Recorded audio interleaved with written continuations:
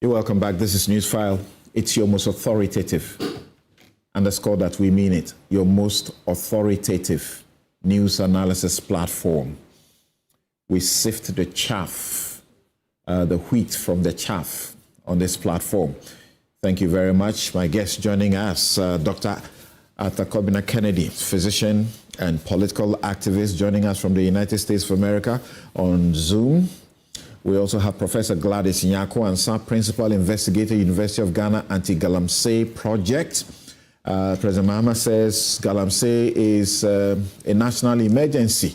We're asking, did he just realize that? We thought he knew about that long before he became president. It's a national emergency, and so what? That's the question we are asking.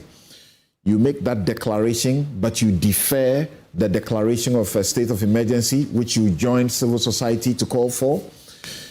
Kofi Bento, the rebel, is lawyer and senior vice president, Imani Africa. I call him rebel because he has a way of framing issues. He has a way of framing the most difficult issues in a very controversial way to, pick your mind and bring your attention to it. And you'll appreciate it. Eric Edem Agbana is MP, K2 North.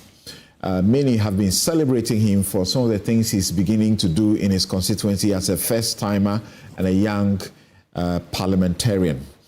Kamaldeen Abdullahi is Deputy National Communications Director of the NPP. We have Dr. Kobna Bonfe Jr., CEO of Census and a lecturer at the UPSA. Gentlemen, ladies and gentlemen, good morning. Thank you very much for making time to join us on Newsfile. Good morning. Right. Morning. So I was going to, I had indicated that, of course, we cannot start the show without talking about what has come up as far as the National Cathedral is concerned. But I think it's appropriate that perhaps we rather begin by taking very quick comments on what is happening at the University of Ghana Sports Stadium today. Let's begin with you, Kamal. Where you have sunk as a party, the lowest ever in the history of this country to suffer such a defeat. How are you going to come out of this hole? Well, thank you very much. Good morning to Kofi Bento. Good morning to my brother Edem Agbana. And good morning to viewers. Samson, since the inception of the Fourth Republican Constitution, parties have actually suffered defeat. Yes, you are right to allude to the fact that we are at our lowest in terms of electoral defeat. However, just not too long ago in 2016, we saw the NDC at their lowest as well. They picked up bits and pieces to the extent that their flag bearer then described the political party he rode on into the election as a lame duck. Okay? So I'm just trying to say that, look, as we evolve, as we move up, obviously, negatives will come your way. And when it comes, it is how emotionally you balance yourself. You go into history, look at what went wrong, then, of course, rebuild, rejuvenate whatever you have, and then put yourself back, just like the NDC did. I've seen the proposed amendment to your constitution that is going to be a major, job to do at this conference. Yes. And I'm asking myself, is that an admission that you are in shambles? Because 59 separate proposals, detailed proposals, and most of them are asking for expansion of the structures to be more inclusive, and so on and so forth. It tells me like a complete overhaul of your constitution.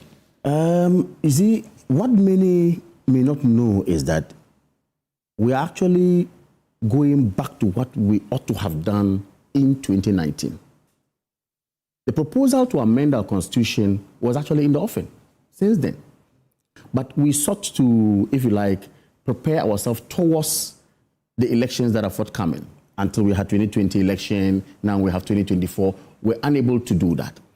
Now, one major factor could be... You had a Congress in Kumasi Sports Stadium, which was supposed to consider the amendments, and you shelved them. Absolutely, we shelved them. Right. So it comes as an addendum, what we are doing now, to what we had then. I'm sure that's what gives the voluminous nature of the proposals that we do have. And like I said, yes, having suffered a defeat, having gone into an election, having actually evolved from 1992 till date, a lot has changed. Even the national constitution is seeing some tweaking now. That's right. Until it's done, okay? So as we move on, you basically would like to say that, look, we cannot stay put. Differences, look, people who were born in 1992, when the party was birthed, okay, today are about 30-something years. They didn't even know how the tradition traveled to 1992 till we had this. So these new trends would inform this. Okay. So it's not like we are in shambles. It's not like the party is completely gone. Yes, we've lost an election. Like I said, NDC lost an election 8 years down the line. Today, they are forgotten. Okay. Okay, Hold on. so we are on. Hold on. Let's go to Dr. Atta Kennedy. Dr. Atta Kennedy, you have actually also written a piece criticizing, raising criticisms that are in sync with the suits that two of the members had filed, seeking to actually injunct this particular conference. This conference is useful, and the amendments overhauling the Constitution, if they carry, I think I saw proposals by yourself in the proposals, right? Will be good, and an early primaries will also be better to mend the wounds. Won't that be? Yeah. Good morning, Samson, to my fellow panelists and to your cherished viewers.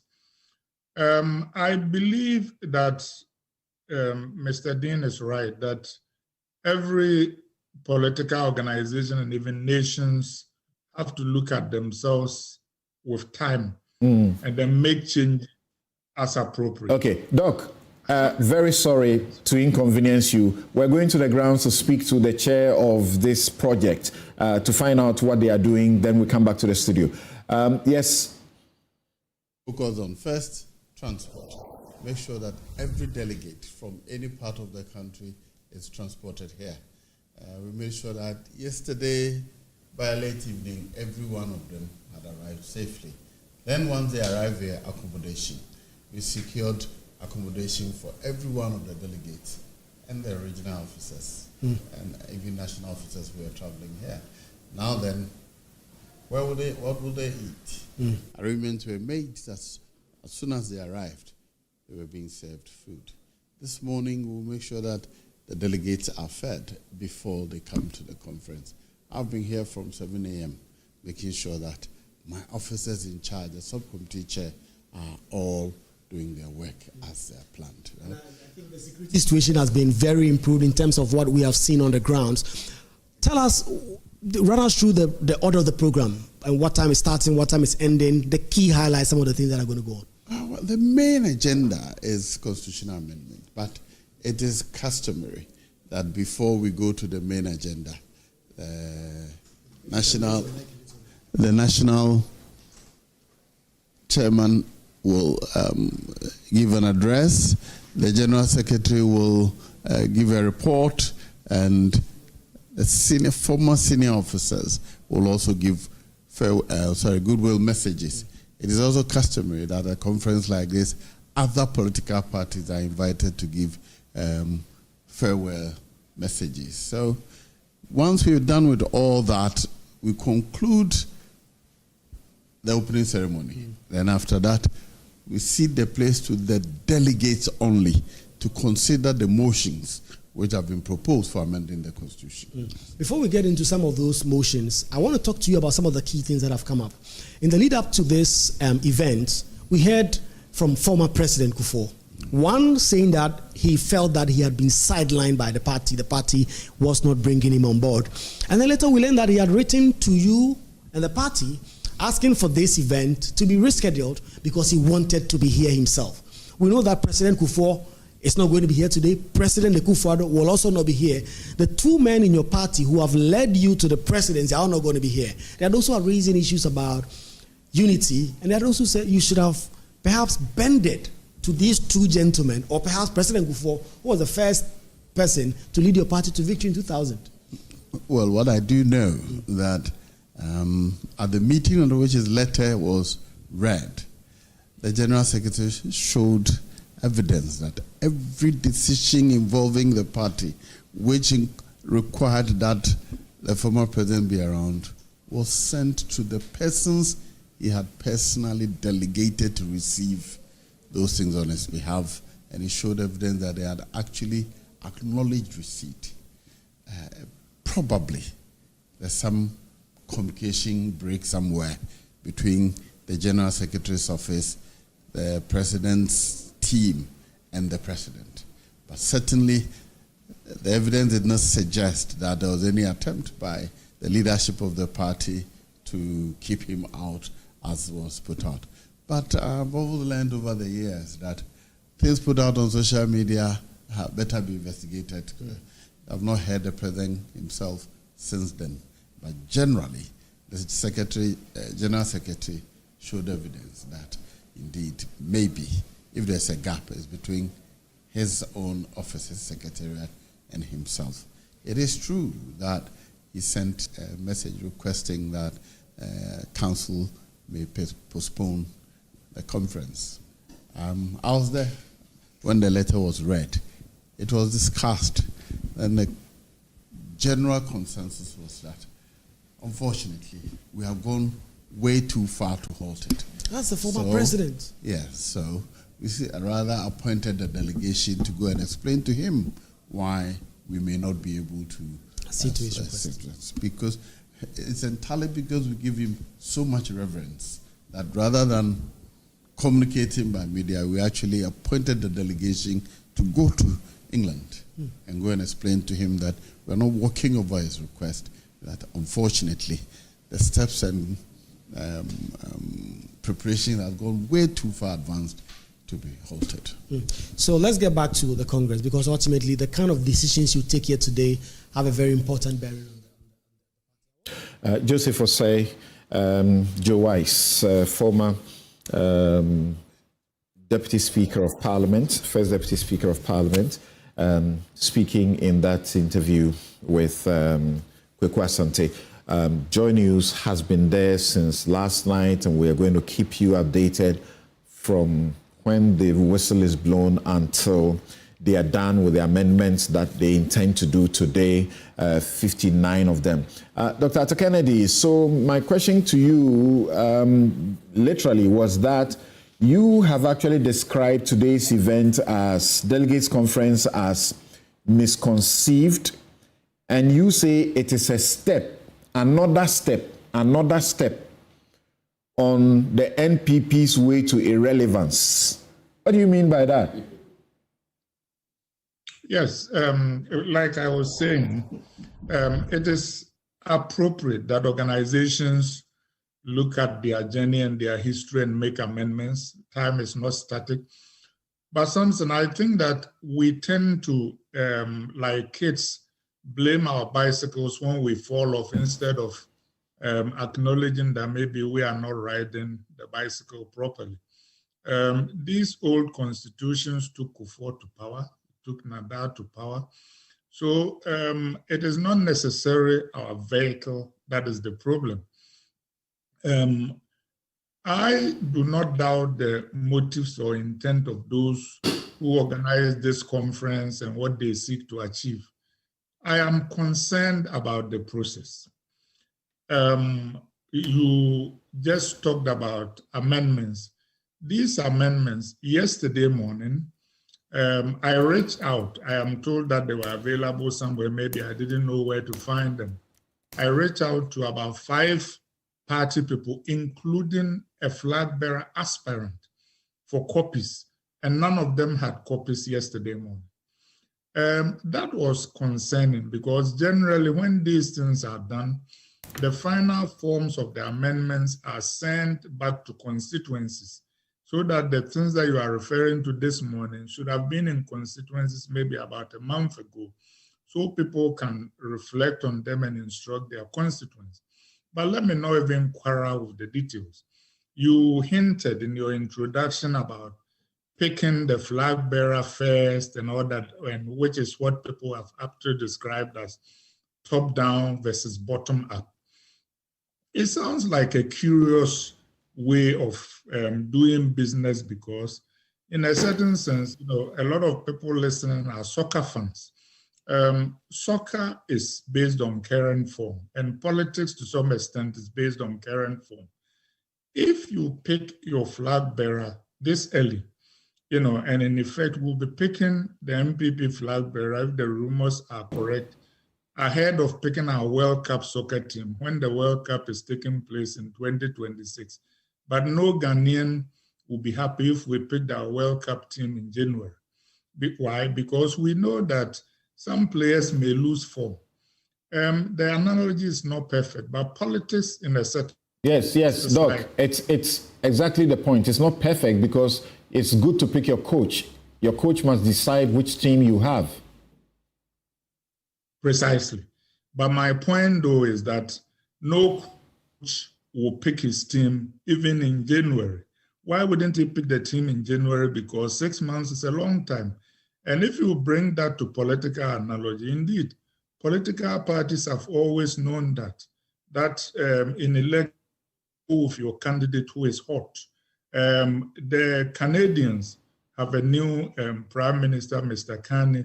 Until 6 months ago, most Canadians didn't know him. How did he get to be Prime Minister? They decided that they were facing economic crisis. They were going to deal with Trump. Trump was too close to the Canadian Conservatives. They found a guy who had been governor of Bank of Canada and Bank of England. And within a few months, he was on his way and he became Prime Minister. Right. This are supposed to be just preliminary comments about this particular, conference today. But you have used this method before, and it took you to power. So what's the point? Well, that is which method? Picking the flag bearer early? Yes, it is early. Is my point. I'm saying that just like the Canadian example, just like the Republicans picked Lincoln in 1860. Just like the Republicans waited till late before picking Trump, all of whom would not have been picked by early Congresses because the issues had not developed. I think it is premature to pick a flag bearer that early. And there are rumors that maybe this is being done to advantage particular candidates. It may not be the intent, but I'm just saying that there's widespread belief that that might be the motive. Okay. Thank you, Dr. Arthur Kennedy. Kofi, let's hear from you. What do you make of what they are trying to do today? The major item is constitutional amendment, and there are as many as 59 different proposals, detailed proposals in 303 pages. That's what they say. It is not the only major item. Let me frame it this way. We always say, Charles Darwin said that the survival of the fittest. What he actually said is not that. What he said is that the species that survives is the one that adapts best to its environment. And all through creation, you see that the species that survives is not the strongest, it's not the smartest, the one that adapts best to its environment. Why I'm using this analogy is that, look, from when we started this constitution, 1991, if you take, for instance, the MPP race, they didn't have factions. It was a Dubai, and that's it. It was necessary at the time, given the environment, that you build a base and raise from the base the leader.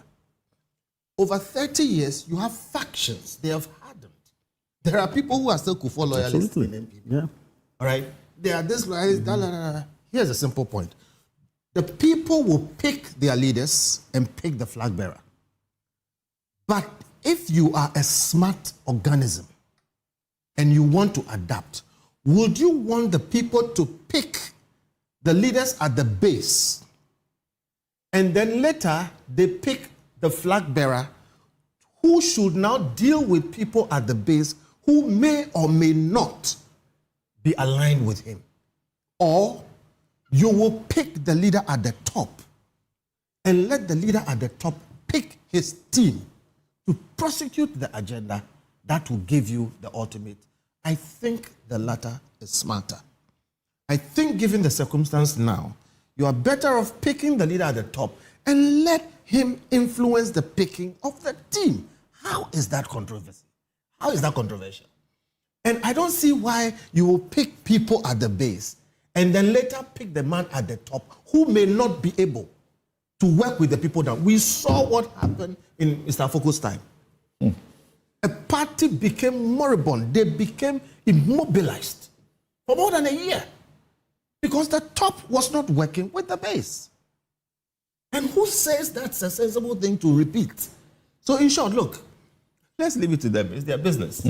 But in analysis, it makes every sense to me that you pick the man at the top and you let him influence the team he is going to work with to prosecute the agenda. Rather than impose something on him, then he has to create a parallel system to work with, and then all chaos is Interesting. Adam. Samson, Yeah. a healthy democracy requires that all parties must be at their best for country and above party interest. Are you pretending you are not excited that the NPP is decimated? So Samson, we in the NDC have also gone through this phase before. When we lost the 2016 elections, the party engaged in deep internal reflection. After the Kwesi Botwe Committee report, we decided to diagnose our problem from the base all the way to the top. We also engaged in some constitutional amendments, and I can say that our victory in 2024 started with the reorganization of the party in 2017. Samson, reforms are necessary for growth in every organization. And in 2016, when the NDC decided to expand the Electoral College to include all members of the party, we saw the results. It resulted in the NDC losing many seats, including seats that used to be our strongholds.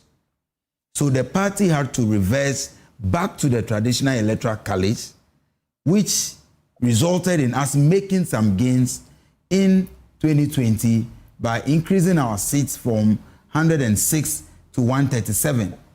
And in 2024, today we have 188 seats in Parliament.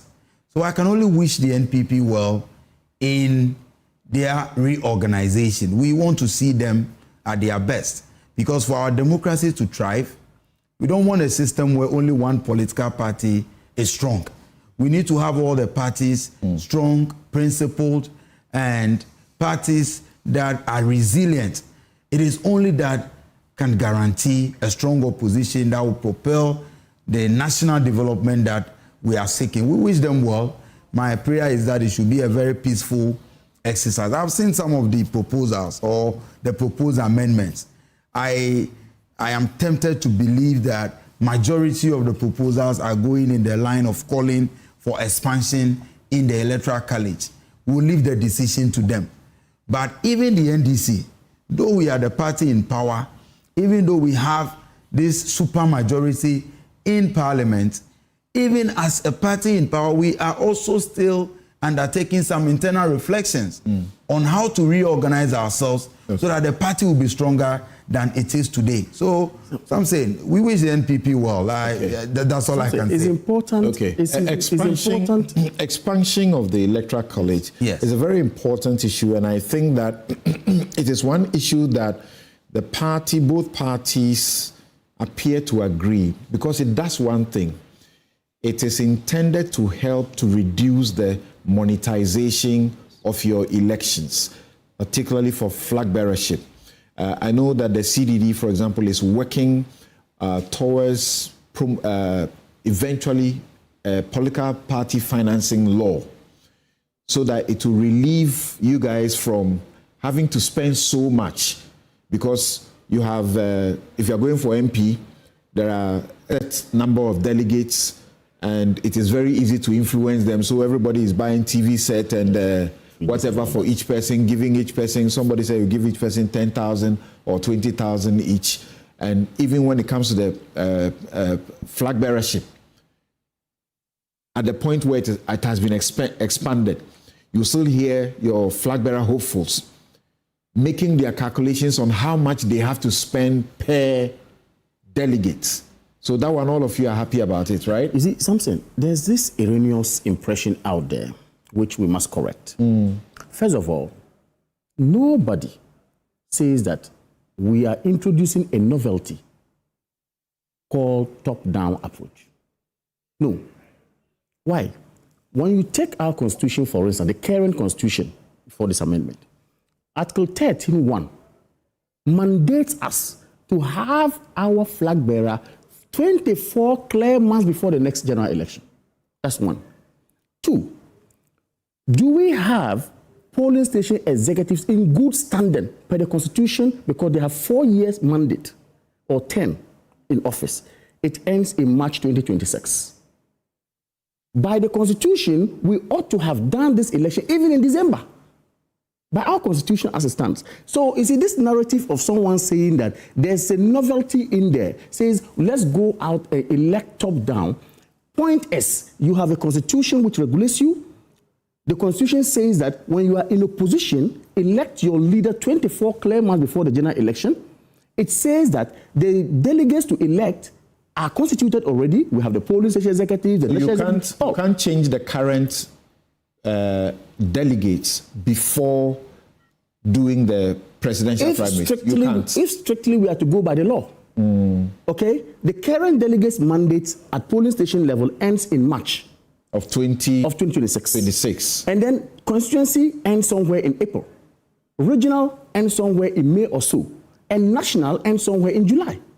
Now, it means that we have a set of executives running the party as by the Constitution. And by the Constitution, you should have a presidential candidate. Yes, 24 clear months before.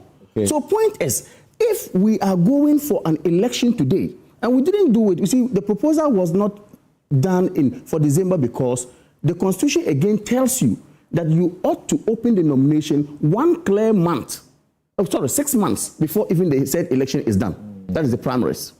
That is why we thought that, okay, if we shift it to move it to, say, January, which, of course, National Council has a mandate to vary the date. So the bottom-up proposal is rather intended to change the status quo. Absolutely. Now, it's not that you have actually turned. If we are to go by what the Constitution says and the law says, then, of course, we are mandated to even have that done. Okay. You get what I mean? Okay. So, you see, this point... That is the point well made. I don't know how the narrative went out there. We need to move on. Okay, that's fine. Yeah, we need to move on. Thank you very much. Really Prof, I'm sure we have to leave you out of this, except that they have invaded your campuses.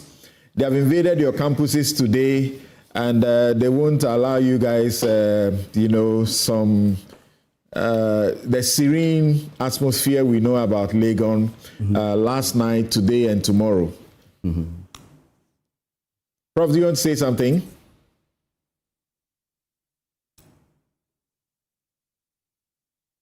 Hello?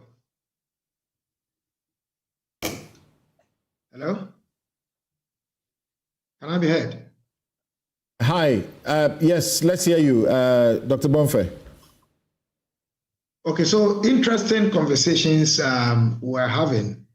But I think that as somebody with the experience of having run a political party before, what I would say is that in party organization, what is important is to stick to the principles of your constitution.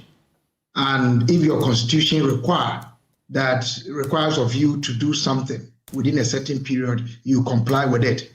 This notion of waiting for some particular delegates or members, parties exist at all times. The party exists in a continuum. So at any point in time, the members or the delegates of the party, the members who constitute the delegates, are supposed or entitled to take decisions. I want to fault a point that my brother from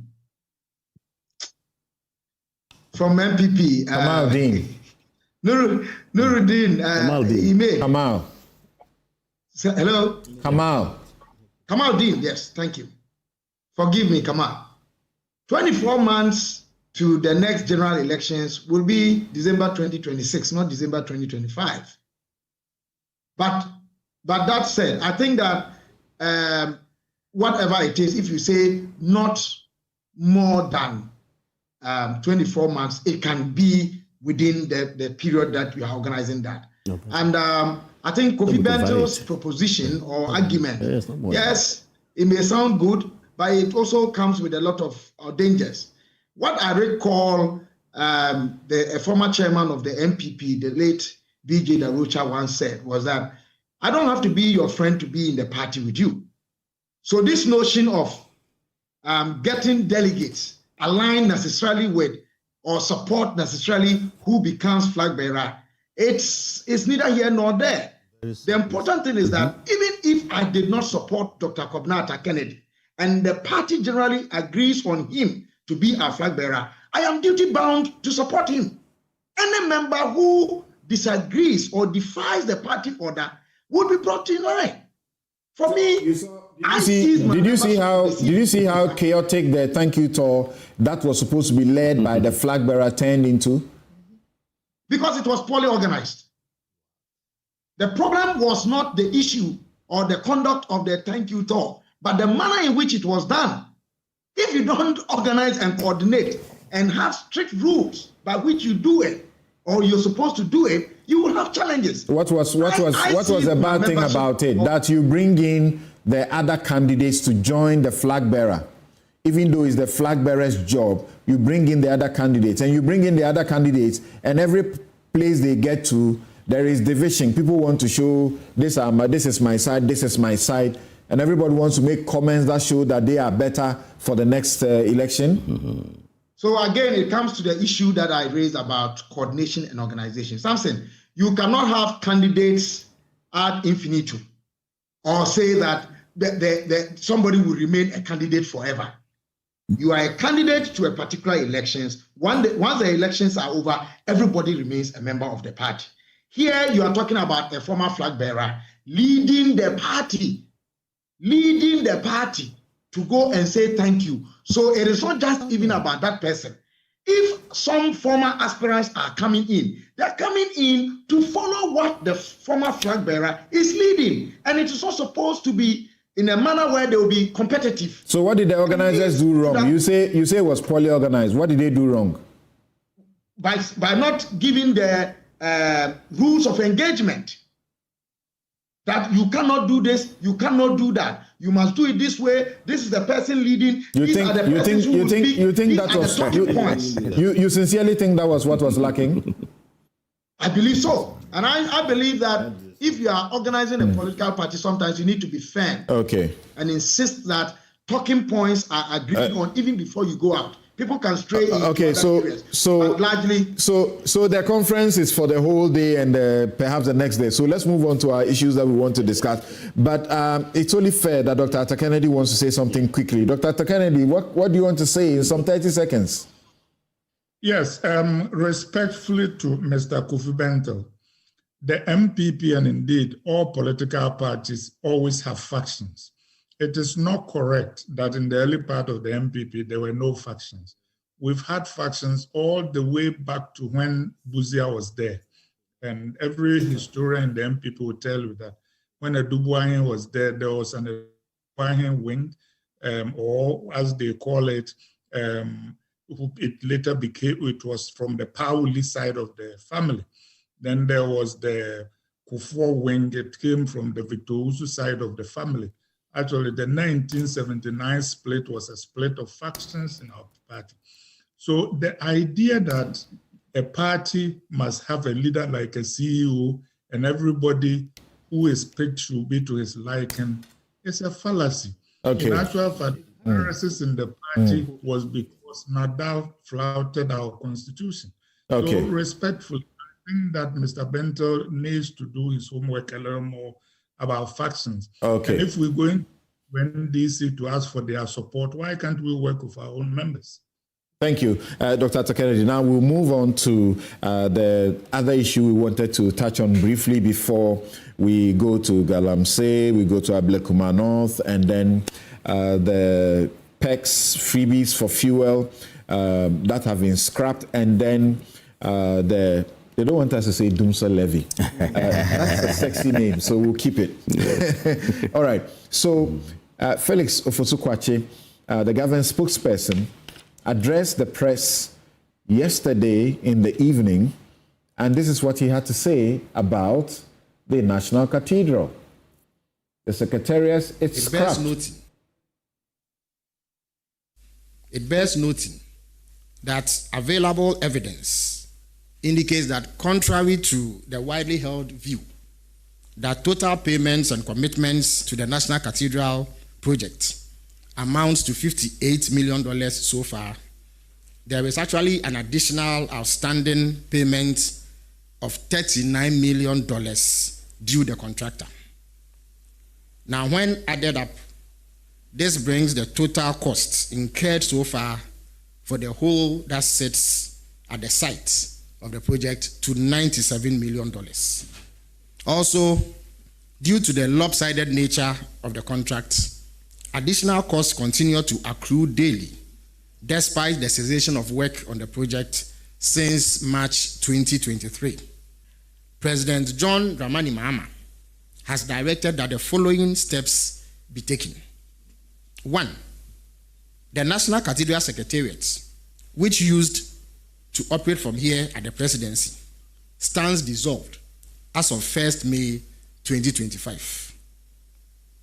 Now, the National Cathedral Ghana was registered limited by guarantee. In view of that, the Attorney General has been directed to take legal steps to ensure the dissolution of the Board of Trustees, and we expect that to be done in the coming days. Now, 3, the President has ordered that in the interest of transparency and accountability, the Deloitte and Touche audit reports will be published immediately after this briefing. Right. So, I don't know if I should start with Adam, but because he's in government, let him hear from others and have the opportunity to respond. So, Kamaldeen, you've seen the document that has been put out by the presidency, and they are raising issues about conflicting figures, the actual amount, as it were, for David Ajayi, who did an associate who did the design. They were asked how much they were paid. They quoted 117 million, almost 118 million. The presidency was asked how much David Ajayi was paid. Presidency quoted 113 million. So there's almost 5 million difference. And they are raising issues about that. That obviously shows that things were not done well. When it comes to the contract, the project itself, they show us the document which also shows that the amount that was on the contract itself, the executed contract, the contract that was signed, is 261 million. It's almost 262 million US dollars. But the confirmation from the Office of the President puts the figure at 286 million US dollars. Then the progress status report of the project as at August 2024 gives a different figure, lesser than what the Jubilee House gives, which is 268 million. So they're asking questions. The IPC submitted for final payment, that estimated final contract value is also different. It's 283 million. And then other issues, are raised. The David Ajayi, and associate figures I mentioned is in Ghana cedis. Samson, I will set off here for want of time to ask fundamental questions. Who commissioned Deloitte and Touche? I guess government of Ghana to audit. What are the components of an audited, if you like, account or institution? What's supposed to be the outcome? First of all, you need to look at the financial statement, and I guess it's very important. What is the opinion of the auditor?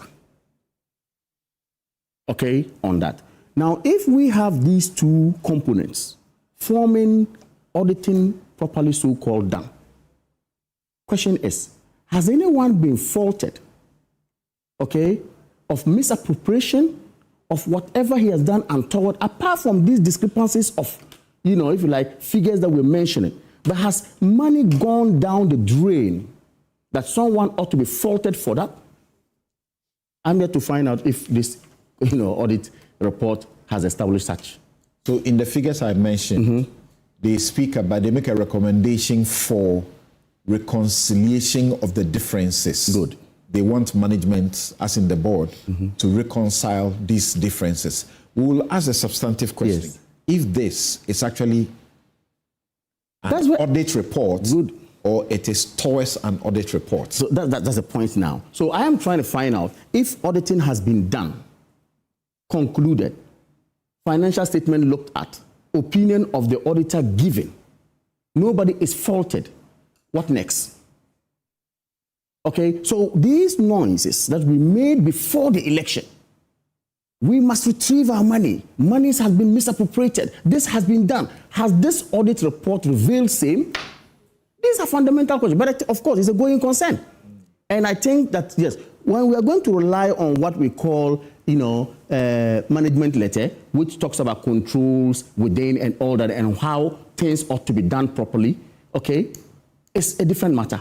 But as to whether or not some misappropriation has been done, some money has gone down the drain, somebody has pocketed something he's not supposed to pocket, we have to establish that and find out.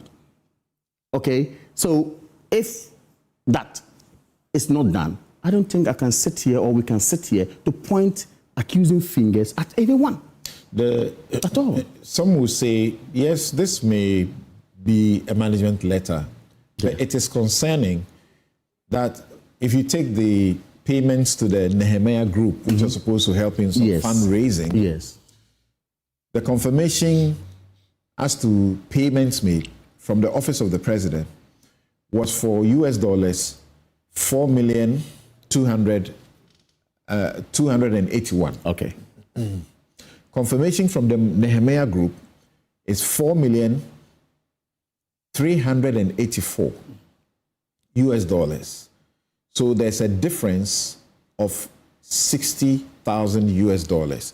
People are saying, whatever it is, whether a final report or not, it's concerning that you should have these discrepancies. I haven't said management letter is not important. It is. But however, it doesn't form as part of the components of an audit properly done. Point is, we can bring suggestions. These are things that we have noticed. Discrepancies here and there. Controls are not put right. Going forward, you ought to put this right. Does that constitute a wrongdoing? Is a fundamental question. Now, for someone to now go out there, let's lash at this person. Let's pontificate. Let's call the person a thief. Let's say somebody has pocketed what is not due him. Okay, I think that is grossly unfair to whoever. And this project is already under investigations by the OSP and some other quarters, as we understand. Absolutely. So these are materials that even will have to come out to assist, okay, in the ongoing investigation. That's The secretariat is dissolved. It used to operate from the presidency. It's gone. And the president has ordered the attorney general to take steps to also dissolve dissolve the board, as in the company, the trustees. And then the auditor general is being requested to do a forensic audit. Well, like I said, it's a going concern. And again, like I said, government upon governments have their own policies and vision. Now, if the president of the day thinks that, look, Ghana doesn't need a cathedral, Ghana doesn't need a secretariat there, I need to use it for a different purpose. Obviously, it stands to reason that, look, you dissolve it, you take steps to see how you're going to, I don't know whether they're going to wind up the company, I don't know whether they're going to actually put the company off the registrars general's list, or how the dissolution going to be done. That's what they are seeking. I really don't know. Completely get it out. And then maybe give a new direction. Because they are repurposing the project. Absolutely, and give a new direction to it. But what I find much interesting is having had this report from Deloitte and Touche, okay, and you're looking at also the Auditor General now. The question I ask, where was the Auditor General when you wanted to do forensic audit? That's the question. Why did you need someone to do an audit done Whether you are satisfied or not satisfied, now you now say, okay, let me now spend resources again, get the state machinery to go and do forensic audit. Why must we spend this? This report covers 2021 to 2023. Okay. December 2023. Very well. But of course, it's an audit done. Now, government again is saying we need now to have some forensic audit done by the Auditor General. I am only asking why we could not have done that earlier. Must we expend resources like this? I mean, that's just the way to go. But I think that nonetheless, if we had a good intention to put up a national cathedral, just like we had a national prayer recently where we were looking for venue and we had to use, the Independence Square or where? It was in the Jubilee House. It was in the Jubilee House, very well, where we had to use the Jubilee House. And of course, some even had to come out to say, look, if we had a facility like that, why not? Such monuments exist in areas. Recently, I was following the president of Kenya, who also has, and I said, has this man not studied from Ghana? He said he also wants to build a national cathedral for Kenyans. Okay, and a whole lot of issues came out of it. But I'm saying that, look, the intention, the good intention that accompanied whatever the president then wanted about this project, okay, should actually be held in high esteem. Okay. We should know that it was an important, what's the name, facility we needed. However, of course, it came with its own challenges and problems. But we should not conclude when we have not done proper investigation by pointing, accusing fingers, when, of course, we don't even have what it says, evidence to prove. Kofi, what do you have to say? They point out breaches of law, including breaches of the PPA, Public Procurement Act, non-compliance with laws and regulations, single source tendering for the architects. I remember Imani raised serious issues about that at the beginning. Bright Simmons, was on this show to say that the percentage he was being paid was just outrageous and he didn't deserve that. The PPA actually reduced it to about 10% or so from, is it 12 or 13%? They have raised issues about inaccuracies in the confirmation responses. They have raised issues about the differences in the mobilization fees. They have raised issues about non-renewal of signed agreement for the Nehemiah Group. There was a loan that was taken from the Reverend Minister's, JNS Talent Center. There was no agreement to that, among other things. How significant or material is what you are reading from this disclosure? Extremely significant, extremely material for a poor country which cannot supply water to even its capital. Most, and I mean more than 50% of places in Accra don't have running water 24/7. So for a country like this to have leaders who elect to use our money this way is extremely irresponsible. But the other thing that should be said is that a lot of the things that are being said in this report, okay, are not new. Samson, you and I sat here. And please, Samson and I, we've been Christians for about 40 years. And we are not talking about just going to church for nothing. All right? And we know what we went through when we were saying before. It's important because, you see, when you see the thing before, then nobody can say you are surprised. We said this was not proper. It shouldn't be done. It will be a waste. There will be probes after. We said all these things. They have come to confirm all of those things now. Honestly, I agree with the people who say, please stop the charade. Go ahead and prosecute them. Go ahead and call people to book. Because there are many edifices, they spent almost $100 million. And what we have left is that hole. Okay? Go ahead, find the people who spend the money, let them come and confirm it. I think there is a risk here. The risk is over-prosecution. I think this government is trying to make a huge noise and actually denigrate people. I always say that charade is easy. the media stuff, publications here and there, sensational news, who do this, who didn't do that, and that kind of thing. The difficult work is going down, determining where crimes were committed, determining who misappropriated funds, and it's not everything that is a crime. The fundamental point is that when somebody spends money, the person should come and prove why they spend that money. And if they made a bad choice, there is causing financial loss to the state. Then you have the issue of the persecution of the reverend ministers. Let me be clear about this. Again, like I say, the host and myself, we have great respect for our reverend ministers. But we said it before time, that here is somebody who said he has made a personal vow to God. And now he's proceeding to use public funds to do what he has promised to do to God. And it was wrong. We said, do not lend your Bibles, your cassocks, and your collars to these politicians who are embarking on an ill-fated and godless journey. We said it will cause trouble. So here's the point. They will never be vindicated. I don't have a doubt that some of the reverend ministers were not corrupt. I don't have a doubt about that. I still respect them. Okay? But for lending themselves to this and not speaking truth to power and not standing up for what I believe they knew was not exactly right, they will never be forgotten. They will never be forgiven.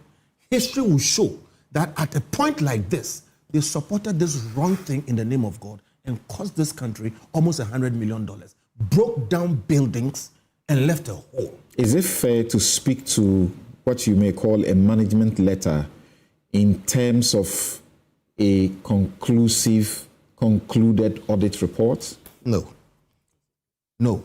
And again, that's where I see that we are going to have a whole issue with management letters, audit report, and that kind of thing. Sometimes we overdo these things.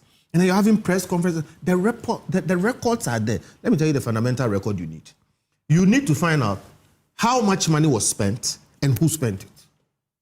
All right? Even if you don't have an audit report from Deloitte or wherever, $20 million went to A, call the person and ask the person to defend that expenditure. And like we said, we checked. Look, respect to David J. I don't think he has had many of these kinds of projects which paid him that kind of money at that stage in the project. He was sole sourced. Exactly. Meaning, no, wait. The sole sourcing, he was the only person in this whole world capable of doing that. That's not what I'm saying. Even if he was the only person capable of doing that, I don't think he has had that many. Wherever he's worked in the world, where they paid him these kinds of fees at this stage of any project, that is clearly inappropriate. And sole sourcing, why? Why? We have a whole, and there were issues about he not being registered in Ghana and all those things. Right. And for me, the important point is, you see, when we come and sit here, we say all these things and put ourselves at risk. And then at the end of the day, the verdict is out and the things we said have happened. I think people should take note of it, okay? So that we can avoid these things tomorrow, because Bright and myself and other people who take time to go into these things and come up with these things, we don't do them necessarily for the fun of it, but to warn.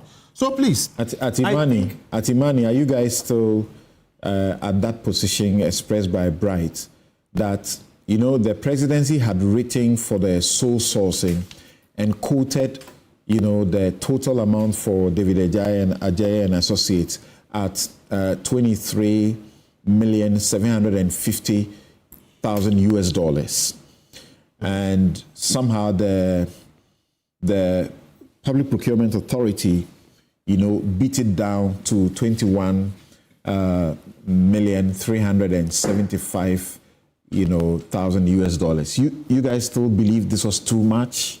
Absolutely. Charlie, this is $23 million of poor people's money. And I started by saying we live in a country which can't supply water to its capital city. Even if we had that money, is that the best use of that money? And all due respect again to Sir David Ajay, I had meetings with the president, the engineers, I've forgotten their name, but they have architects. Rebad. At the point they said that man was not registered and should not be able to practice in Ghana. Okay, the Architects Association. Architects Association. So, I mean, we went back and forth. The point is, we still stand by the point that there is no justification for spending $21 million of poor people's money for designing a cathedral we did not need. And we are saying, look, stop the charade about all, it's good to audit and all those other things. The simple point, find who spent money, whether it's the president, the minister of finance, or whoever, and call that person in to defend the expenditure of the money. And if you don't agree with them, put them before court, prosecute them for causing financial loss to the state. You agree with the dissolution of the secretariat and the processes towards disbanding the company? But they should make sure they do it well so we don't end up with residual problems. Unfortunately, like I said, I will continue to respect the reverend ministers who were part of this. But yes, they deserve every opprobrium that is coming their way. Okay. They should not have done that, and everybody should take it. Let me go to Dr. Bonfe. And I don't know if he may also bring a bias, because he went to the Supreme Court, actually, to try and make a point that the state should not be doing this. The state went to the Supreme Court, led by the Attorney General then, Godfrey Dame, to tell the Supreme Court that the state was not spending money on it. Yes. What do you make of what is happening now? Very difficult.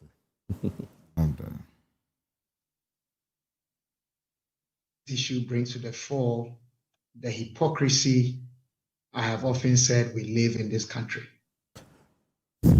Samson, you are right. I went to court, and if you followed the case, and I believe you did, among the things that we were seeking and the evidence that we presented before the Supreme Court, if you look at the judgment that came sometime in 2019, effectively they ignored some of the facts that we presented before them.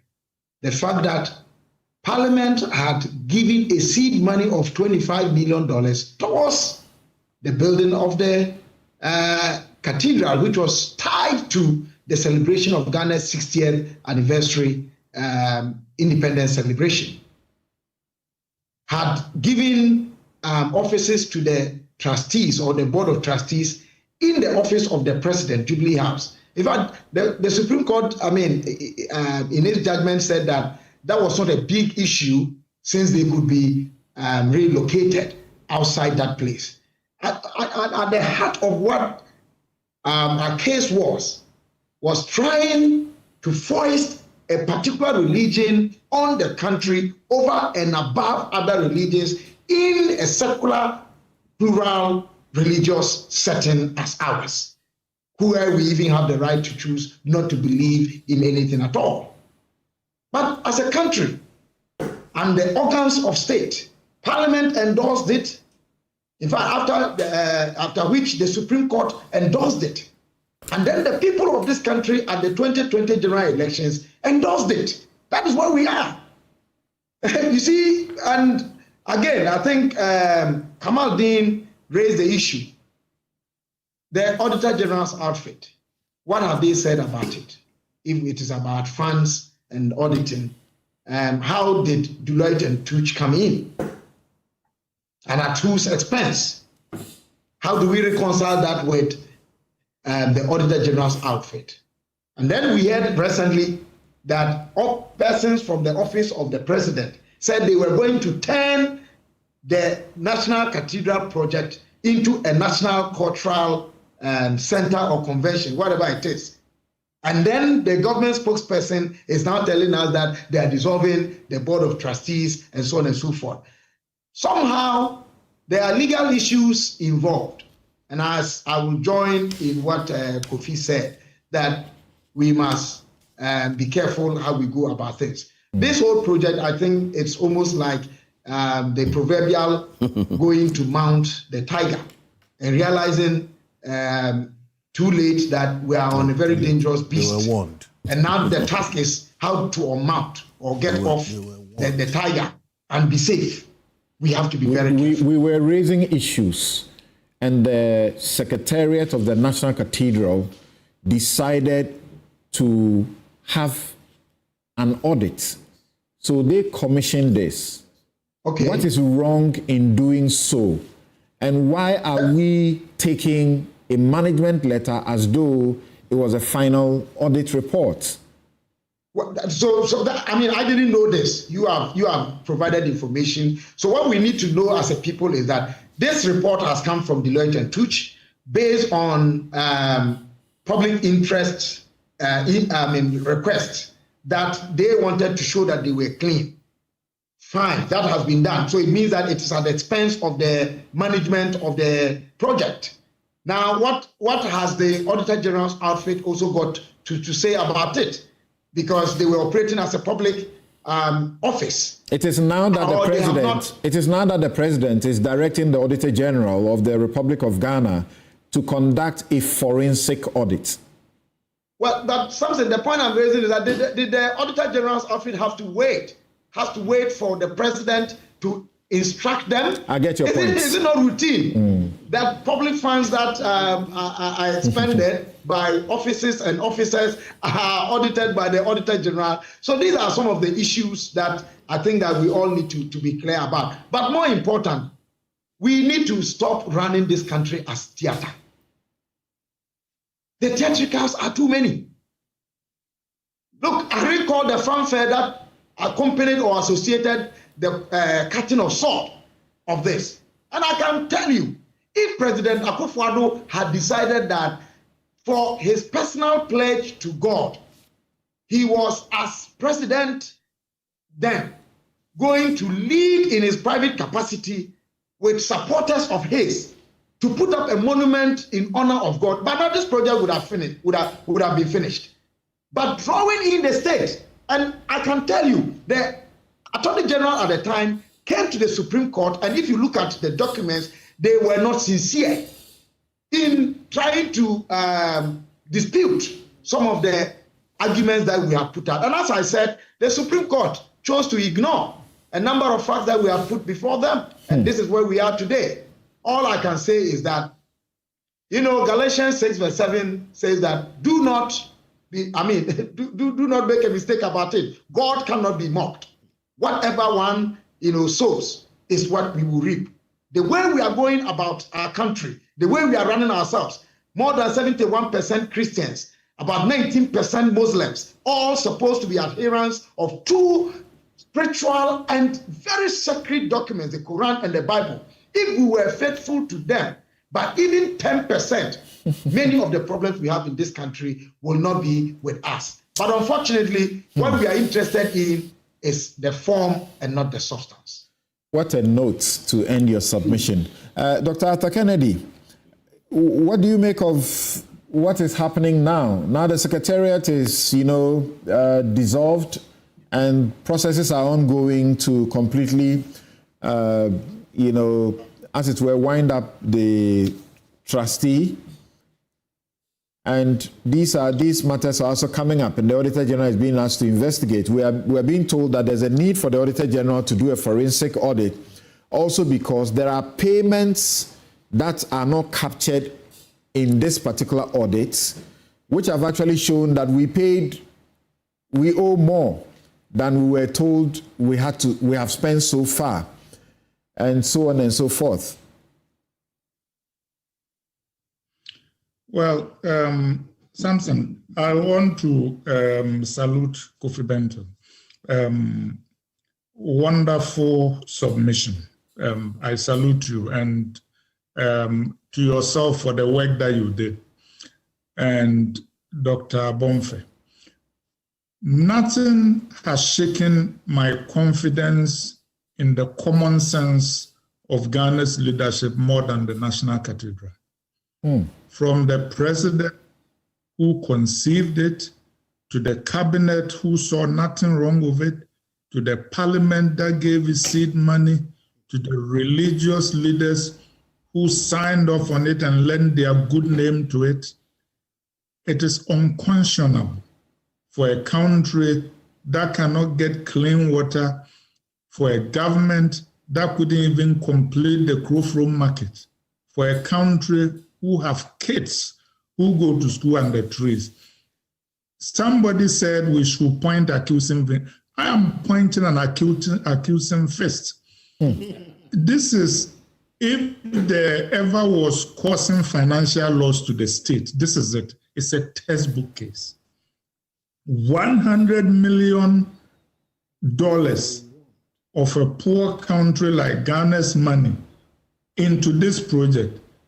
So it broke my heart, because the government ought not to be in the business of building cathedrals. Everybody knows that. And Dr. Bonfe talks about the Supreme Court. We had a politicized Supreme Court that was signing off on things that the government was doing. We had people in Parliament who wouldn't stand up and ensure that the right things are done. Our government shouldn't be building cathedrals or mosques. It shouldn't be paying for people going to Mecca. We know these things. These are fundamentals. And the Deloitte and Touche management letter is stopped there as a management letter, because I have been CEO before. When you get a management letter, it means that the auditor is looking for things from you, either documents or explanations or contextualizing things, so he can finish his work. That Deloitte and Touche report said for 2 years, the board of directors had made material significant statements in which the facts did not reconcile and there were no supporting documents. That's why the thing stopped there. And you know that National Cathedral Board itself didn't want to release the audit report. They were just waving it at us and saying, see, there was no wrongdoing found. The whole National Cathedral is a crime scene from conception to the end. And yes, there are people who may only be embarrassed for moral failings, but there was a lot of legal wrongs that went on there.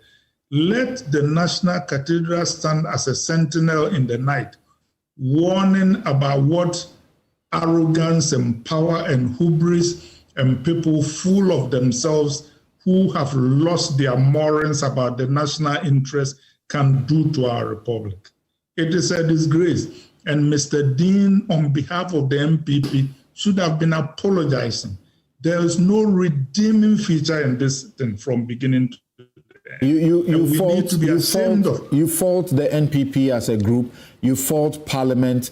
You had majority of the NPP MPs standing up to speak up against what was going on, and they won't be listened to. What else did you want them to do?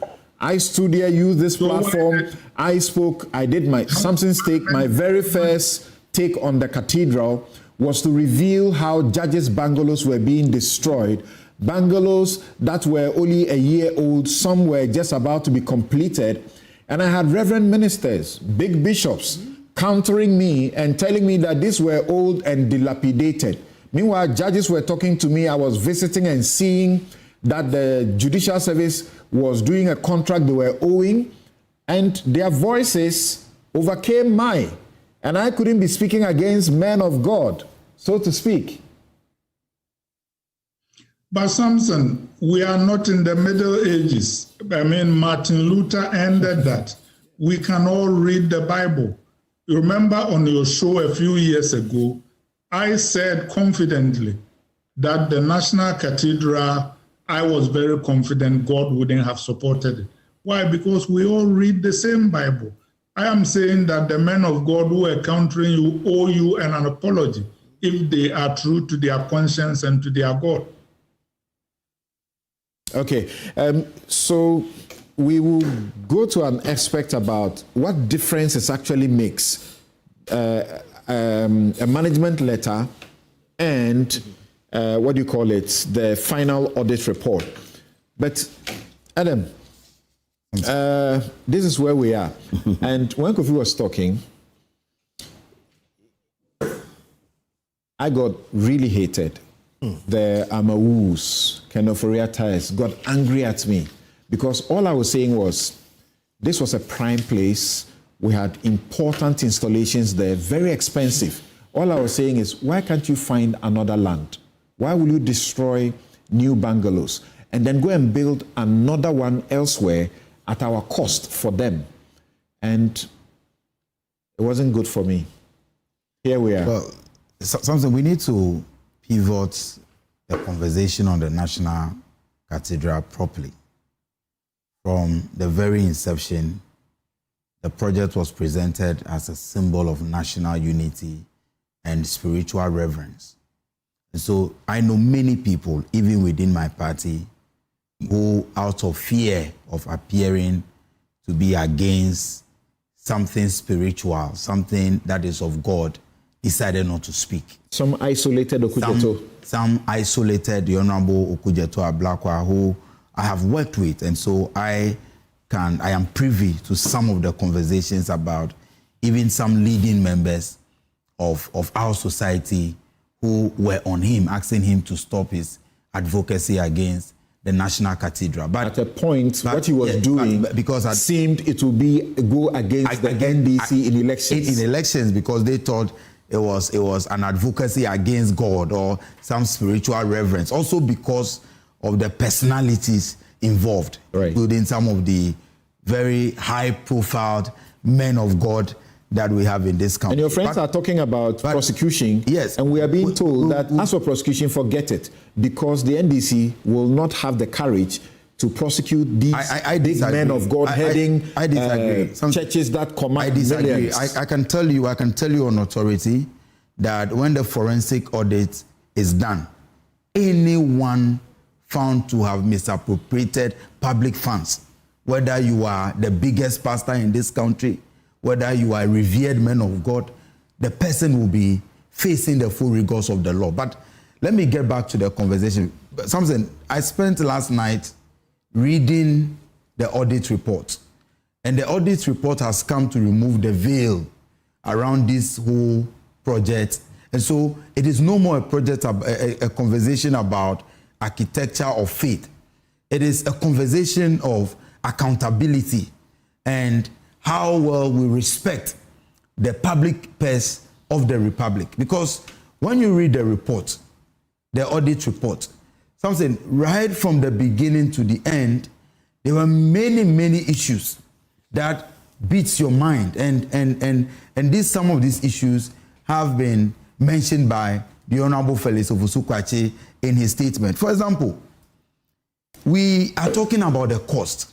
Initially, what many of us knew was that $58 million was spent on the project. And so we all said $58 million was spent digging a hole, and we described the hole as very expensive. But the audit report is telling us that as we speak, the contractor is still owed about $37 million. And so it brings the cost to close to $97 million. But that is not all. Because something like you said, the conversation should not even start from the project itself. Let's start the conversation from the site in the location. Because there are so many extra costs. For example, the the judges' bungalows were demolished. The state had to spend extra money relocating all these judges. That also came at a cost, and that is not captured in this report. The scholarship secretariat was demolished. Today, the scholarship secretariat is operating in a structure in one of the senior high schools in Accra. And when you visit there, you see the congestion in that office. Ghana's National Scholarship Secretariat was also demolished. Beyond this, as these state properties, there were private. We also had private properties, private companies. Very expensive. Some are still in court.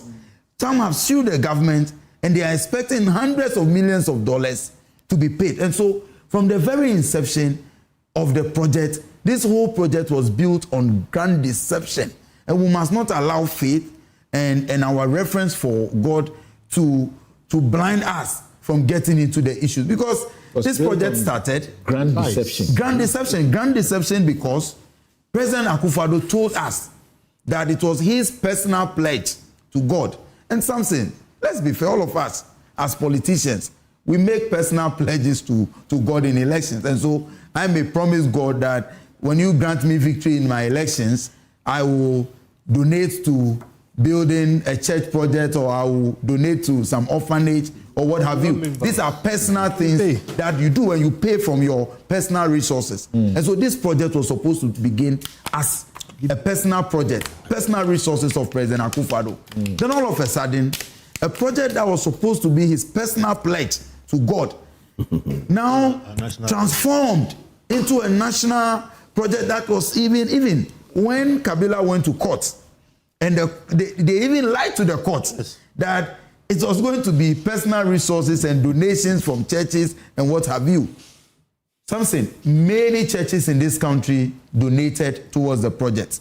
I recall the Pentecost Church, for example, donated several millions that they could have used to support some of their members to access higher education. Millions they could have used to provide water for some communities that their churches are located in that they cannot find water to drink. When you come to my constituency, I have a big Pentecost church at Dekpo. In Dekpo, there is no water. But people in Dekpo also contributed because there was a national directive by the church that all of you every Sunday contribute some amount of money towards the building of the National Cathedral. All of this went on, and as we speak, the audit report is telling us that all the financial laws were breached. For example, it is basic knowledge that the PPA Act says that a PPA must give approval before a contract is awarded. But in this case, the payment vouchers that were presented indicated that payments were made in September, PPA approval was given in December. The PPA law allows for ratification. No, something can be done ahead, and then you go and get a ratification. But the ratification cannot be done in a vacuum. That's right. There must be justification. For example, in a medical emergency where maybe the procurement of a certain drug will save lives, it is permitted that you may engage in the procurement and go for ratification.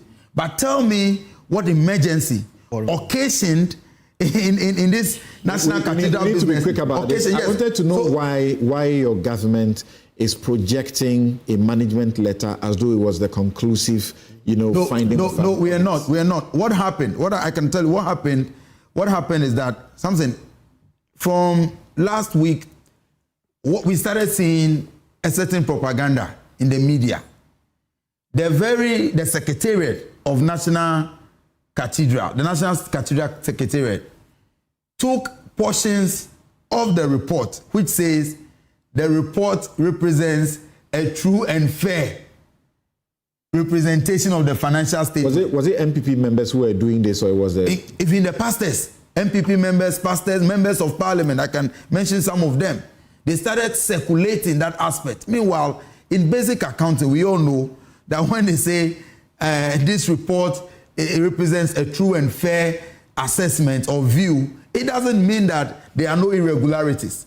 So when you go deeper into the report, we decided to chronicle all the other issues that the report listed, which management is unable to respond to.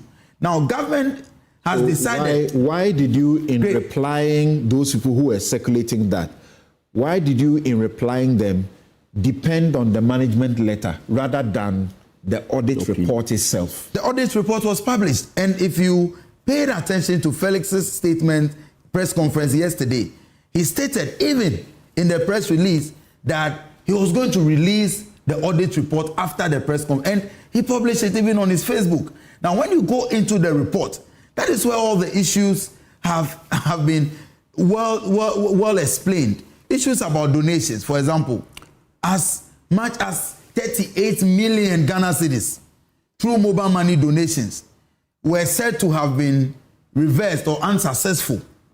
And the third party, so the telcos are supposed to tell us that indeed, if I tried sending 100 Ghana cedis to Kofi Bentel, and later Kofi says the money or the transaction was unsuccessful, there should be evidence of a reversal to me. Okay. But all this evidence has not been, they've not been able to provide it. So we have occasioned a forensic audit.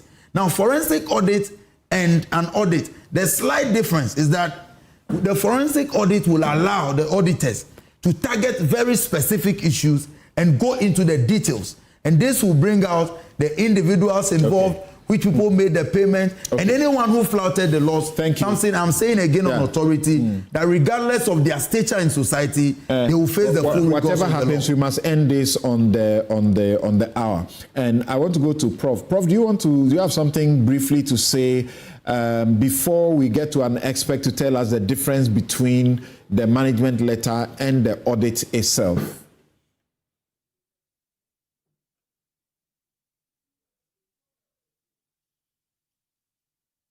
Okay, Professor Samuel Entry, Pro Vice Chancellor, Lead Expert Auditing, UPSA. Thank you for joining us. Can you help us understand what is going on? What value should we put on a management letter, if that is what you are reading?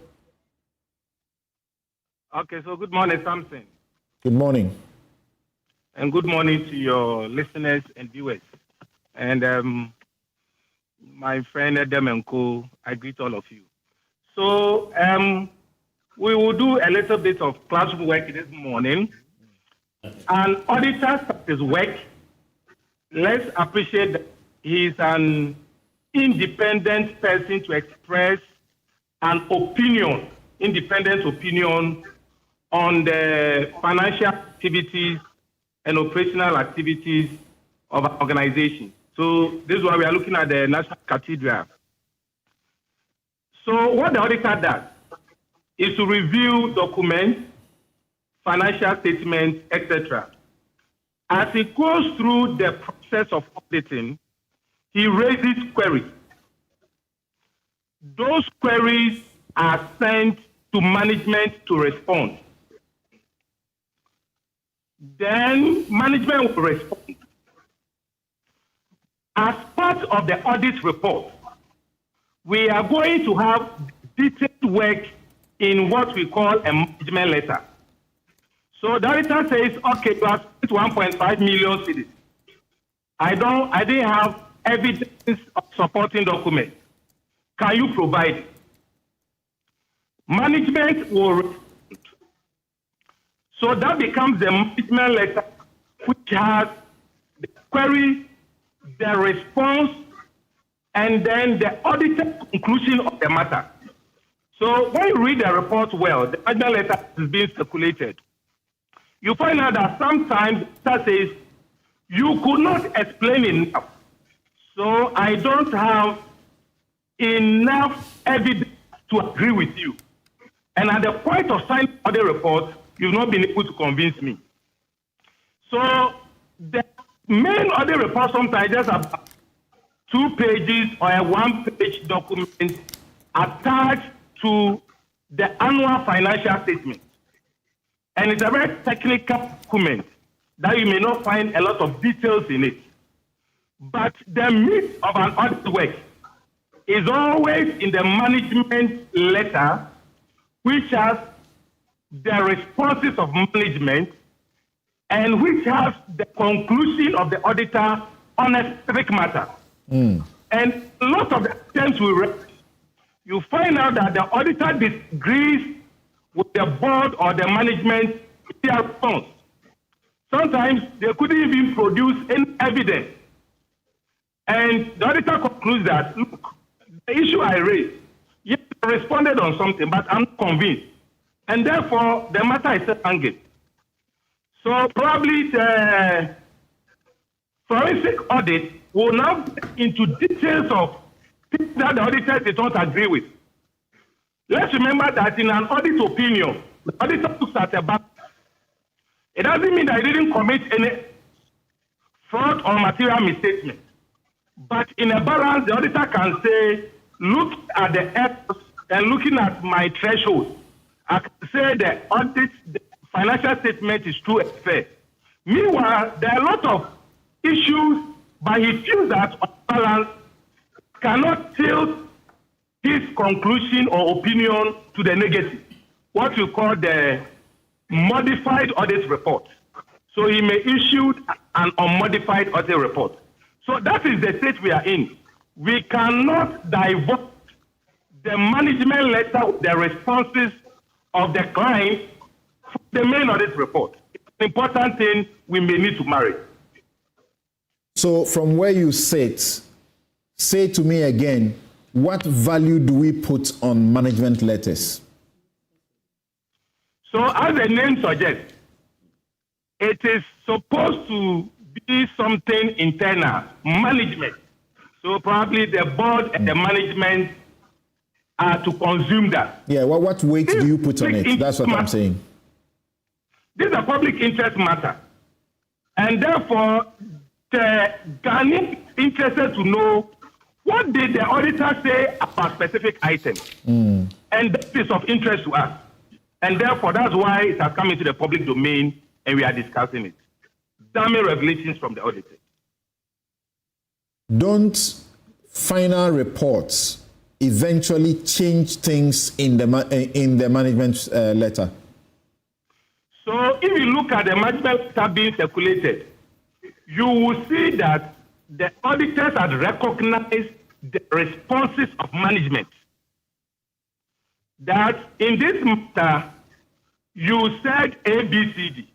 Once they recognize the responses of management, they will now tell you their conclusion of the matter. In fact, in some of the cases, they say that at the time of signing the report, you have not been able to provide evidence on this matter. That's right. That becomes a conclusion on the matter. Okay. And we can work with it. All right, Prof.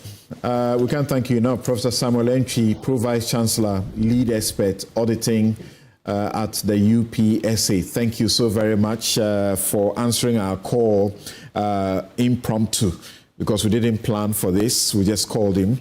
And we also actually didn't plan to discuss this matter. Kofi says he wants to say something briefly, and then we can break off and return to look at the Galamsey. President Mahama declares it a national emergency, but he seems to defer a declaration of a state of emergency. What are the people within the area saying about this? Kofi, Yeah. let me hear what you're going to say. There's a question I'm going to put to you as well.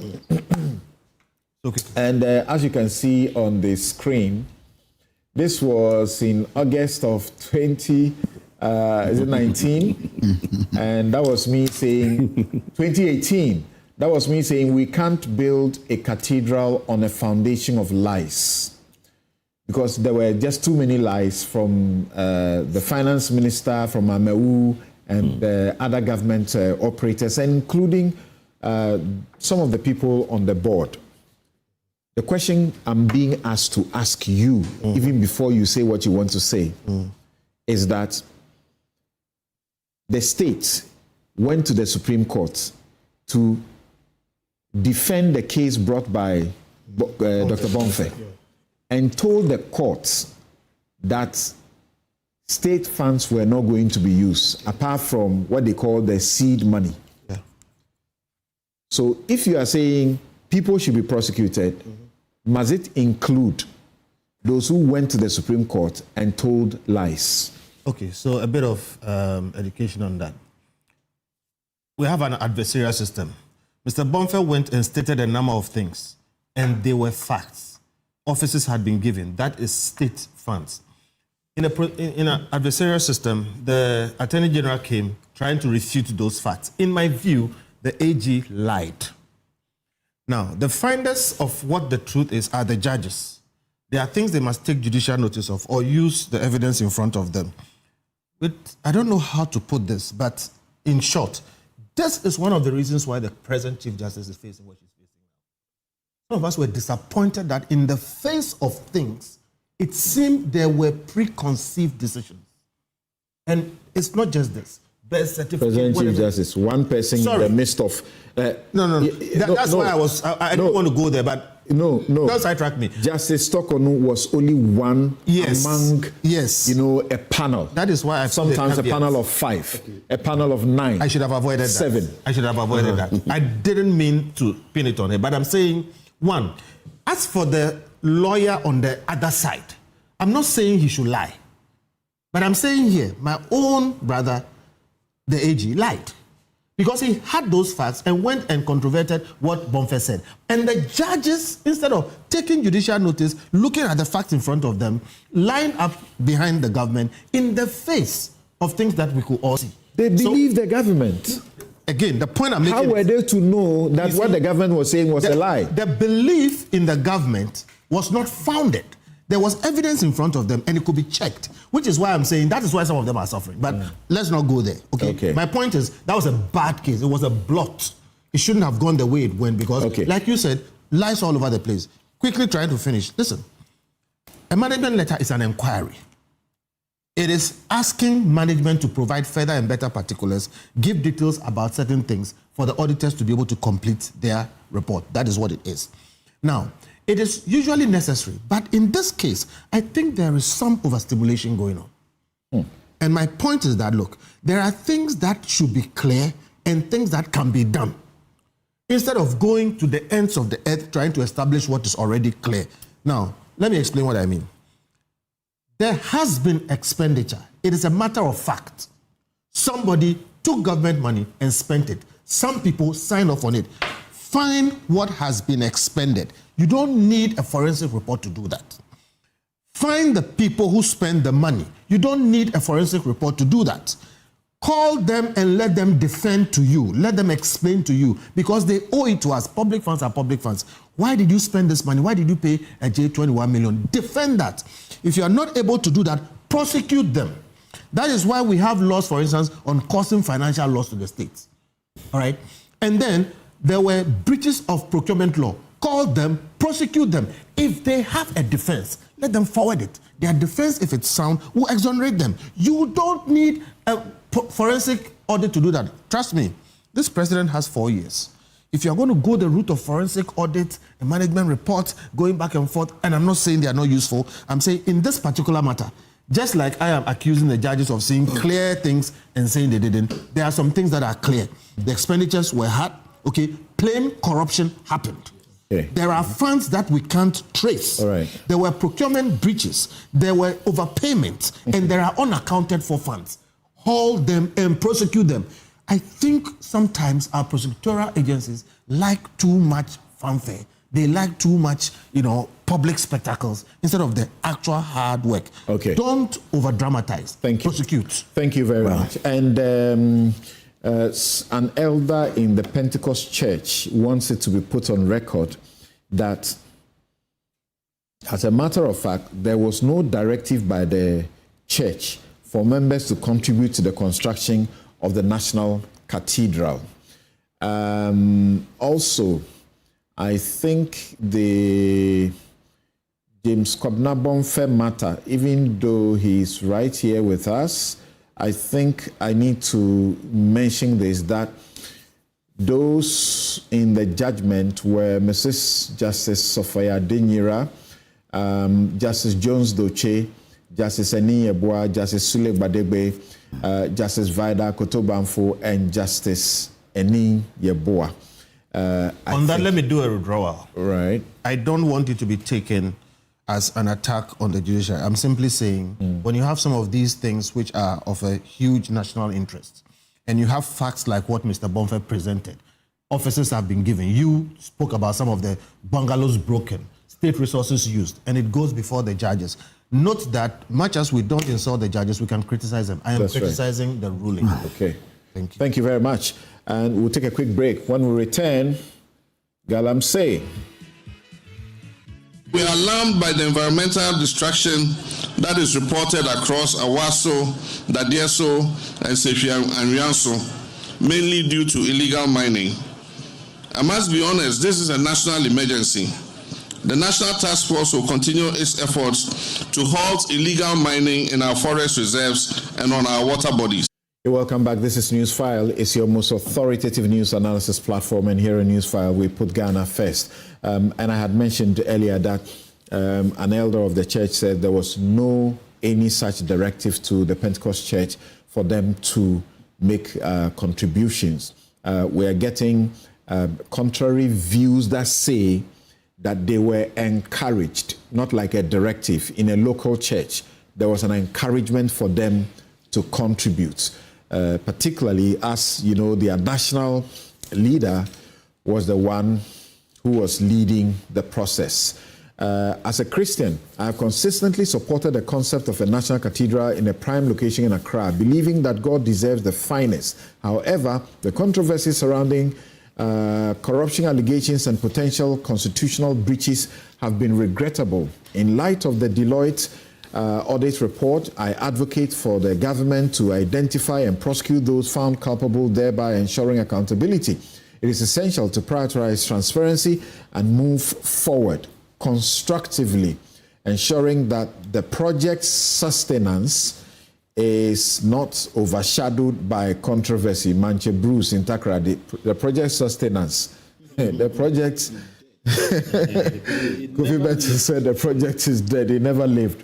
Okay, so I'll shelve your messages for now. Let me go on the subject of Galamsey.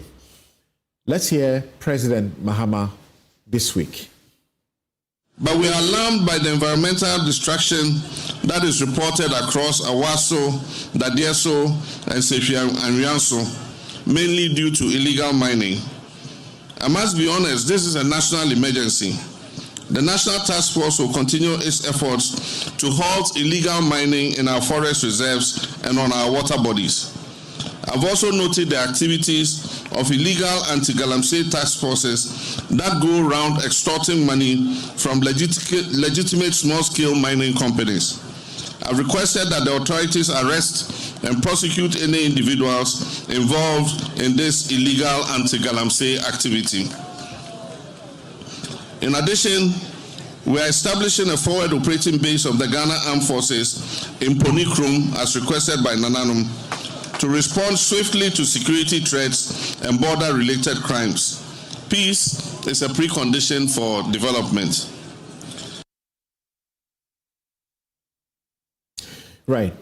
So that's President Mahama this week. He's been calling Galamsey a national emergency, and people now are asking him questions that he came to power at a point where he joined organized labor to say that the president, Nana Addo Dankwa, must declare a state of emergency on those areas and water bodies that were being polluted.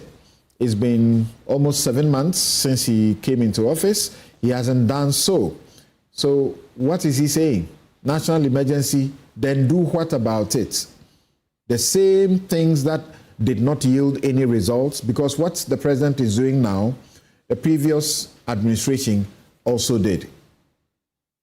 Let's begin with Professor Gladys Nyako-Ansah, who is Principal Investigator, University of Ghana, Anti-Galamsey Project. A couple of years ago, she told us, gave us a revelation. They went on the field and they found that farmers were using sachet water because the water that they had could not be used to water their crops. Dr. Atta Kennedy is still on the line with us. Kofi Benton is here. Eric Edem Agbana is here. Kamal Dean is also still here. And Dr. Kwabena Bonfe is also on the line. Prof. Good morning, Samson. Good morning. Thank you very much for making time to join us. Yes. My apologies. Technology hasn't been helpful, particularly this morning. So I wanted to wish the NPP party all the best in their conference today. I hope that by the time they are done, they will leave our campus as clean as they found it. And I hope that they will make the best of decisions that not only build their path, our nation, whether in opposition or in government. So having said that, I'll come to the Galamsey issue. I'm very happy that President Mahama has gone on the Galamsey tour and has seen all the things we've been saying about Galamsey and fact that it poses an existential threat to us. I would take it as a first step, acknowledging that this is a national emergency. When you read the Constitution, you're a lawyer, I am not. Articles 31 and 32, which make provisions for declaring a state of emergency, they provide procedures. So I want to believe that having acknowledged the fact that there is a national emergency, he will go beyond mere acknowledgement and now follow the procedures that are outlined in the Constitution, going to Parliament, so on, and actually declare officially a state of emergency. And when he does declare the state of emergency, he will not leave it to the anti-Galamsey task force. Anti-Galamsey task force is not in the Constitution about dealing with a national emergency. So I am saying that I am happy he has finally acknowledged that there is a problem to be solved. I am encouraging him to go all the way, to follow the steps. We have read about the steps, so we are expecting him in the next couple of days to go through the processes and to properly declare a state of an emergency and allow the institutions and the bodies that have been mandated to work towards restoring equilibrium and balance in a state of emergency to work. The president seems to tell you that saying it's a national emergency does not mean there should be a declaration of a state of emergency on those sites and water bodies. He says that.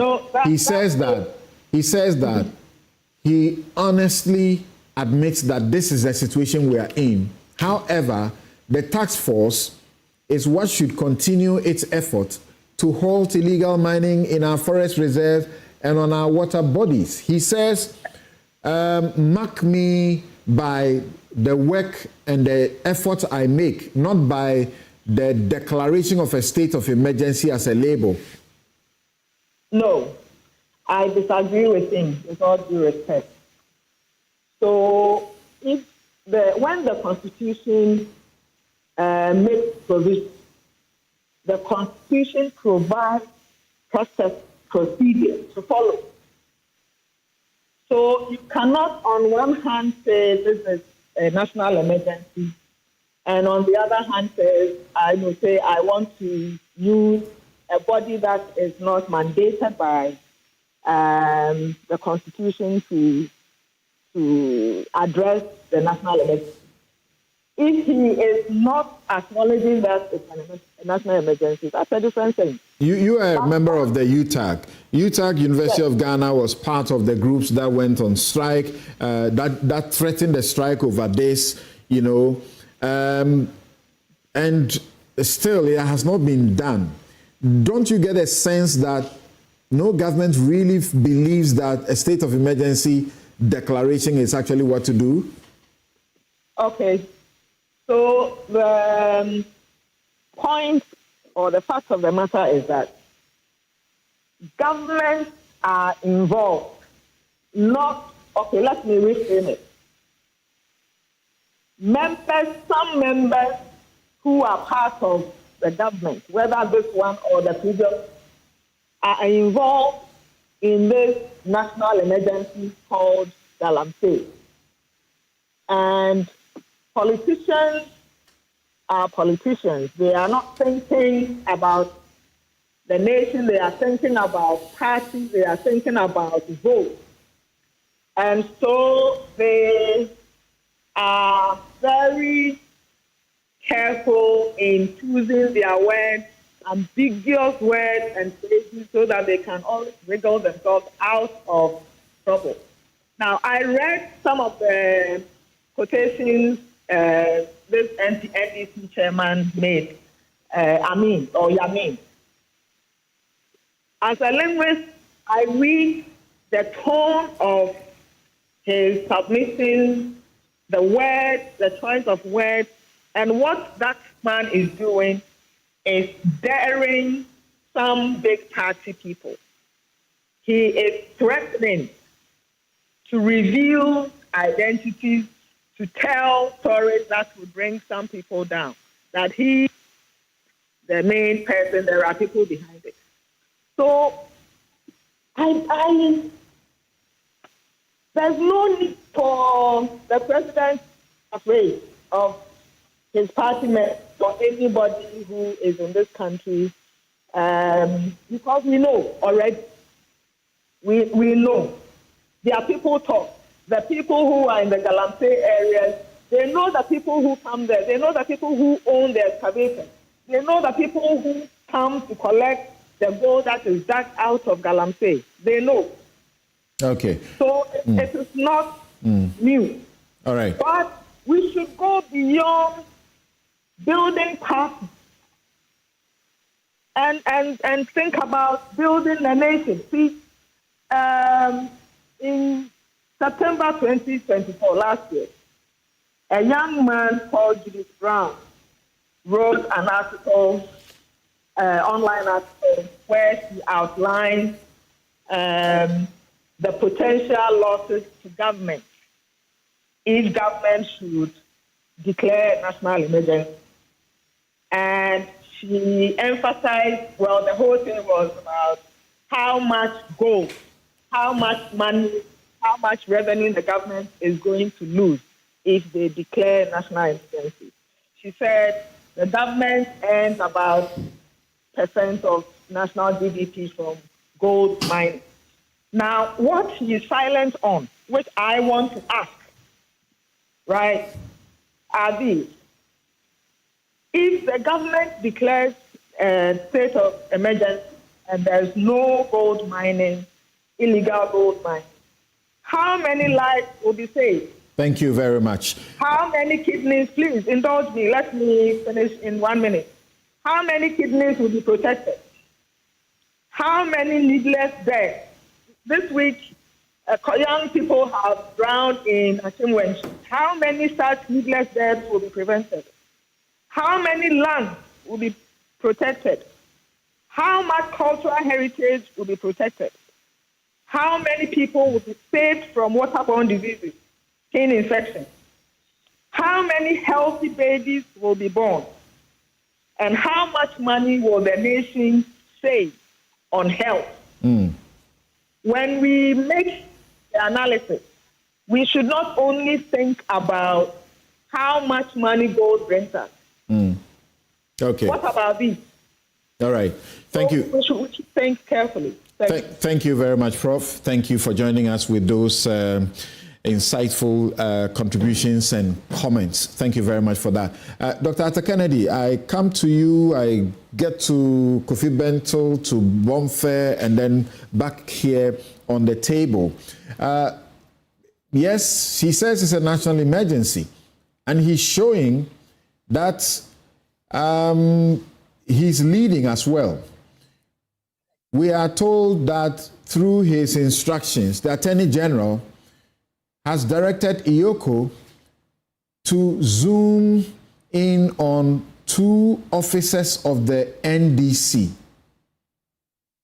Mr. Yakubu Abanga and Mr. Joseph Yamin, because they are accused of involvement in Galamsey. And they don't stop there. In seeking to deal with their own party, leaders, they say that the scope of the investigation should include matters highlighted in the Professor Frimpong Boateng report on illegal mining. So he's showing the way. Is that not it? Partly. In actual fact, I I'm glad you mentioned Professor Frimpong Boateng. He's a friend and a mentor. So we've had long conversations about his experience. I think that President Mahama declaring a national emergency will help. Investigating some NDC party members will help. But let us recall that Nana Addo also tried to deal with Kijemfua and a few others. I think these people being targeted are tokens. Fundamentally, this problem will be solved or unsolved at a political level. This is not about a national emergency or deploying the police or the military. At heart, it is a political problem, and it has two aspects. The first one is voters in the mining areas. Both parties are afraid of losing votes in the mining areas. The second thing is money to fund political activities.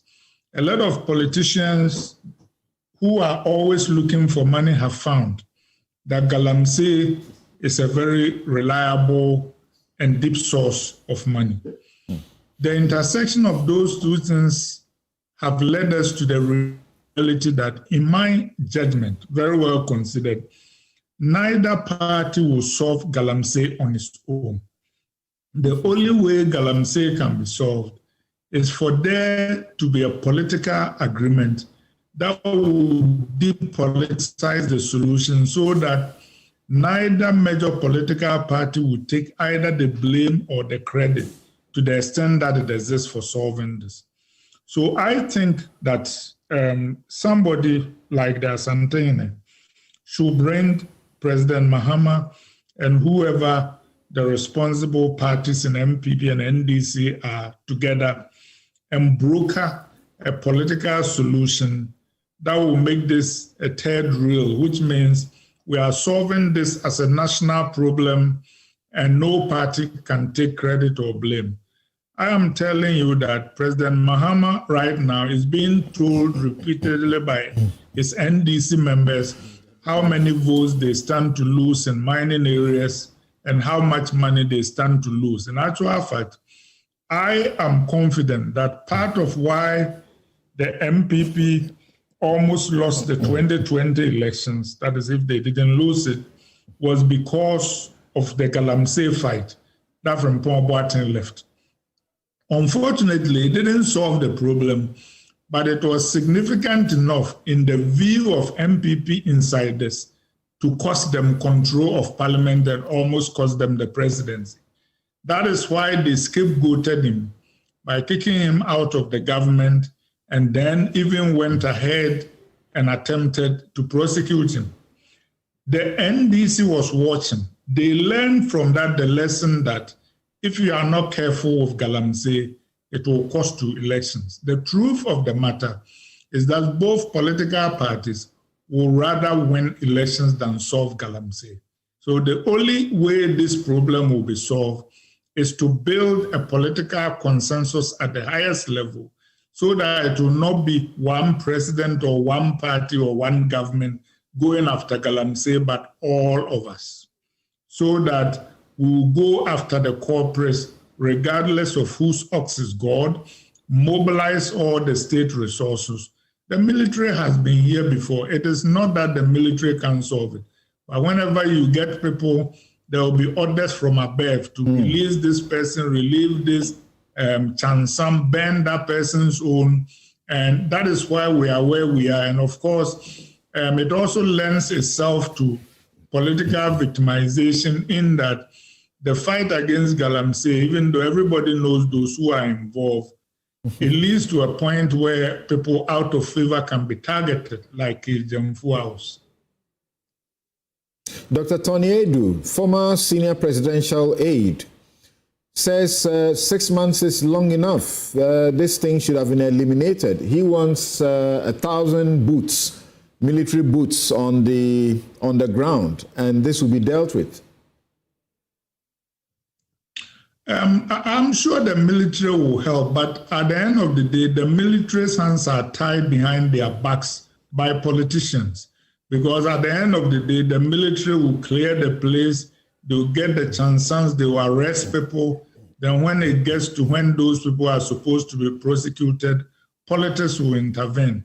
When it gets to, after all those chances, I mean, these are not small machines. You don't just sneak them into the country. They are imported by people. The Chinese and others, they don't know Ghana. Somebody shows them where the mining areas are. So I'm just saying that I respect Dr. Toniedu. He makes very substantive points. I heard of a security expert yesterday on Joy who also talked about, what a battalion can do, who should be members of it. But I am saying respectfully that fundamentally this problem is political, and both parties have realized that if you Galamsey and you don't touch it well, it will cost you money for your campaigns and it will cost you votes. And both of them won't tell you, but they will rather win elections than solve Galamsey if that is the choice. Kofi, the Dr. Ken Ashigbe, who has been leading this for a long time, he's now CEO of the Ghana Chamber of Mines. He says, well, we can commend the president for what he's saying, particularly that in the NPP, he, Ken Ashigbe, Kwame Sapong-Essiedu, Pebu, took a petition to the CID over Akonta Mining. That is Chairman Wuntumi's entity. And the president, even though the state itself, through Abu Jinapo, who was Natural Resources Minister, Minerals Commission, they had issued a statement to give a verdict that he was involved in some crime. It took President Akufo-Addo to come tell all of us that he was not in that business. So what President Mahama is doing is good and is showing leadership. Some say this is just for the optics.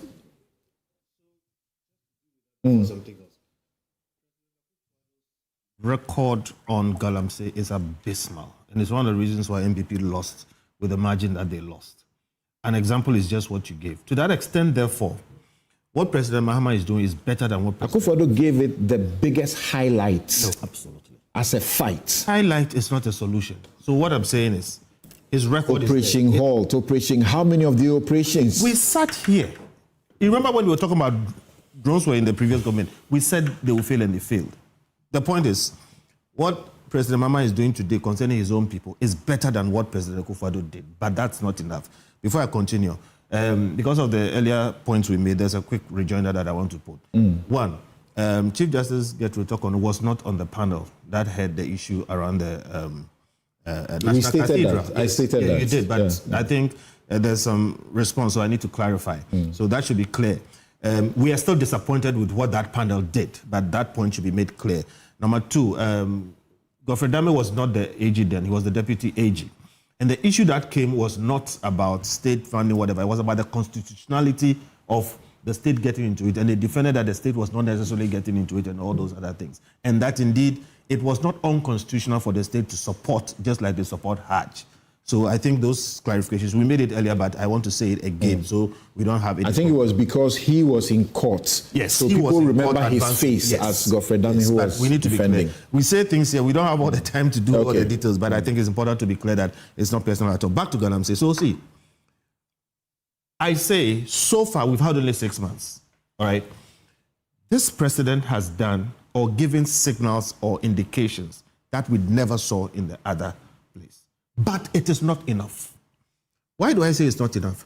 Even in these 6 months, Samson, I sat here on this platform and said, President Mahama will not repeal LI 2426. What happened? Everybody was saying, what happened? He didn't repeal it. All right? I was one of those who doubted you. I told you straight. I said he won't repeal it. Because they were so clear about it in the campaign. So well, the verdict is out, right? I was right. Everybody else was wrong. And I said, there were a new set of people out there mining, including new equipment. They are shifting off the old set, putting in a new set. Today, as we speak, some people are under investigation. They are not guilty yet, but we'll live to see. All right. However, the indications are that I agree with what Dr. Atakanegi just said. People are telling the president that don't go there. because this is what we need to do, A, B, C, D, E, and he seems to be listening to them.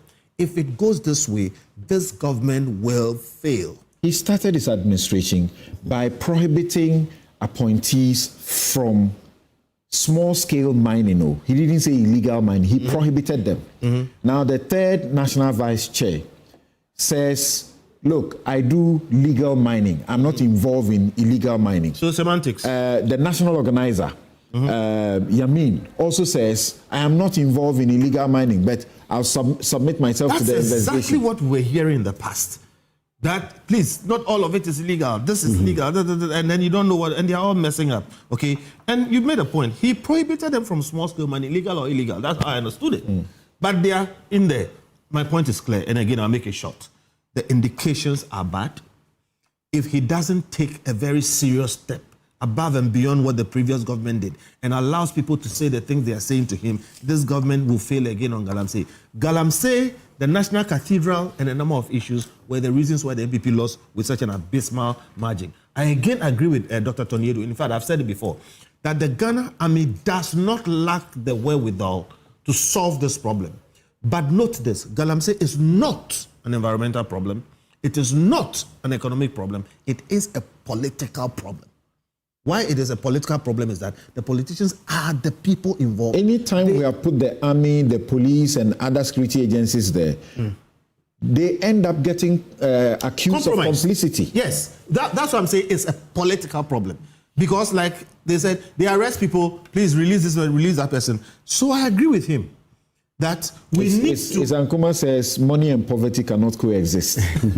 Once of the other. So look, if we want to use our army, we need to set them in a space where the politicians, they will be out of reach of the politicians. But here's a problem. I don't see anything more important for our National House of Chiefs to do than to constitute from that place, National House of Chiefs, a group which will lead the fight against Galamsey. But we hear stories that the chiefs themselves are complicit. Okay? We have commissions on small arms. Galamsey is worse than small arms. Maybe it's time to have a commission on Galamsey, have the Santini and other prominent chiefs on that, give them a battalion of army people, and make sure that when they take an action, nobody can say, release this person or release that person. But Samson, increasingly I am getting despondent about our ability to fight Galamsey, simply because our leaders are leading it and our people are benefiting from it. Today we have a gold board, all right, and our indications show that a lot of the gold that the gold board is getting is coming from Galamsey. Now, I am ambivalent about that because gold mining has not really gone down to help people that much until Galamsey came in and then all kinds of ordinary people are benefiting from it. But look at what it is doing to our environment. So we need to have a balancing act here. And I say it's a political problem. This is one of the things our political leaders must sit down, do some really hard thinking, come to an elite consensus on both sides of the political aisle and say that we will solve this. Otherwise, forget it. Dr. Bonfer, what do you say? Must we have a declaration of a state of emergency in those areas, forest reserves and water bodies? What will that change? Admit that there was no need to draw the Chief Justice who didn't sit on the case we sent into the funny trial that she's been taken through.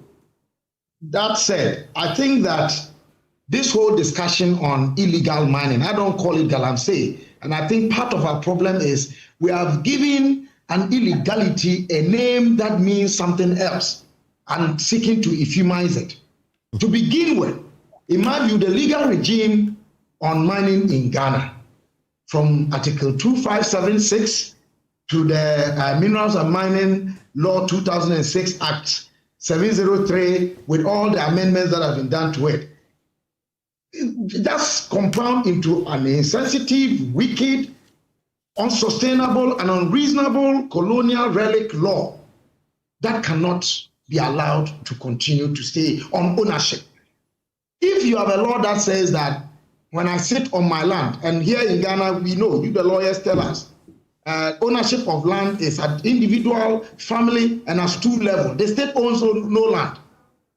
And yet, when a mineral is found anywhere in this country, and we know from the records of survey reports 1913, A.E. Kitson, Professor K.B. Dixon, 1969, L.K. Agbosu, 1980, his PhD thesis, we know that all over the country you have gold somewhere.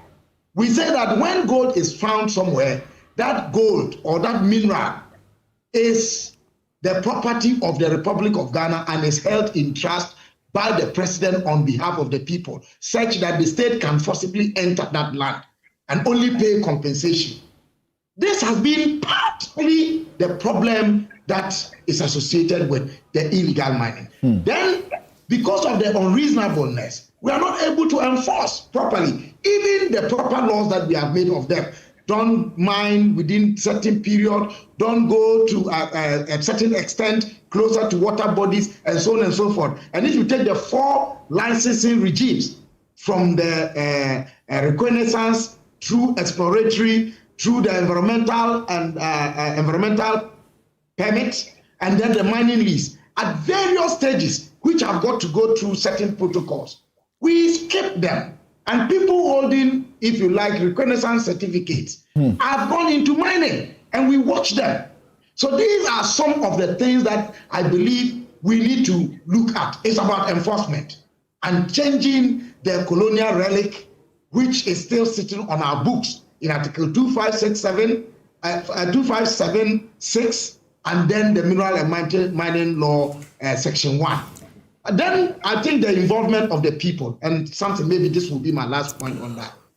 The verdict of the people of this country on what we call illegality, or what we call illegal mining. You have called it Galamsey. So wrong. I tell you, we pretend we are angry about it, but we hold it. We say we abhor pork, and yet we relish pork soup. That's what we have become. Go to our communities and hear that some people are coming to explore mining, and see how our chiefs troop to them.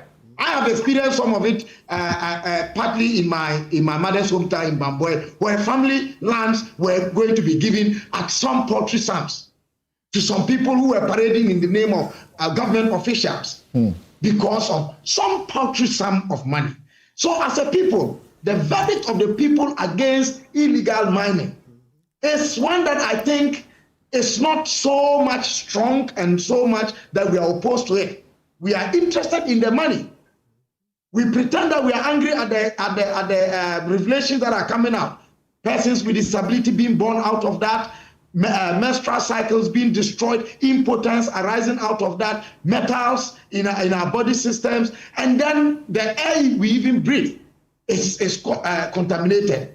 But is it something that we are dissatisfied about and we are concerned to change? I think the verdict of the people out there is not one in the negative, and that's why we are still living with it. If the verdict of the people was negative, that we don't want the illegalities, Samson, I tell you, the president and the team and whoever politicians are will have very little to do to make sure that we get over these things. Demonstrations. Demonstrations. Well, that's another matter. They are also citizens. If they are as angry as we are supposed to be, and they are sent on duty to man, they will not be compromised. So let us rethink as a people. What can the citizens do apart from what they do at elections? Because as around this table, we have heard that the NPP was punished partly for not fighting this. What can the citizens do? Demonstrations or what? There are contrary views to that point, but we don't have the time to discuss it in terms of who voted for who in those constituencies where mining activities are very rife. The point is that citizens have a duty at all times to do more. Something I'm saying, we must begin with giving meaning to our claim that we are against it. I am making the accusation that we pretend to be against it, but we enjoy it. So you and I, what should we do? Guess what? I'm tired talking about this subject. Yes. I have been moderating discussions over Galamsey in the last decade, hosting this show. You call it illegal mining. Yeah, illegal mining, you know? Yes. An existential threat. We have heard about it, that we are going to lose our water, we are going to import water. Who is going to be able to afford that? First, to you directly, what we must do is not to get tired talking about it. That's the first point. Two is that let us, direct our shots more focused at where it matters most. It is obvious that President Mahama has capitulated.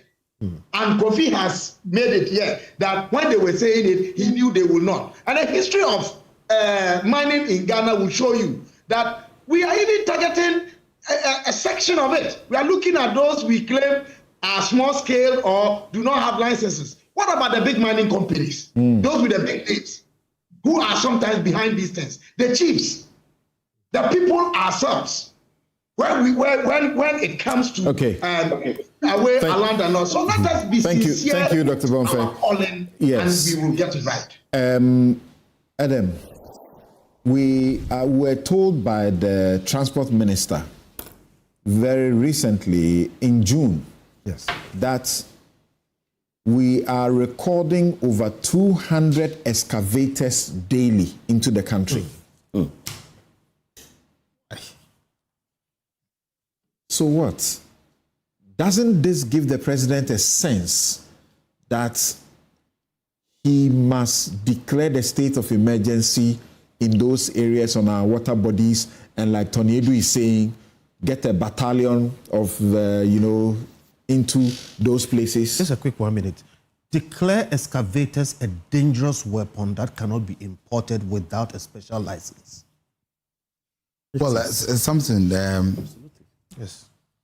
Only Galamsey or illegal mining, as my friend Kabila wants us to call it. It's a menace that today we all agree it is no more just an issue of environmental degradation. But water is free. But it is not. I'll tell you that even water... It's not. Don't allow it to. Yes. Well, water, yes, we don't really have it as it is, but even that, we have a different issue of sand winning.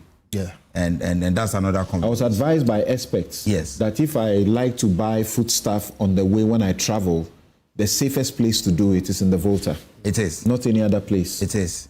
But we are also now confronting this growing trend of sand winning. Please don't allow Galamsey. Which the EPA is working on it. But back to the issue of illegal mining.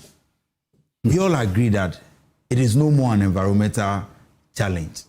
It is a national issue. It's a national security, a full-blown national security issue. It is a national emergency as President Mahama has described it.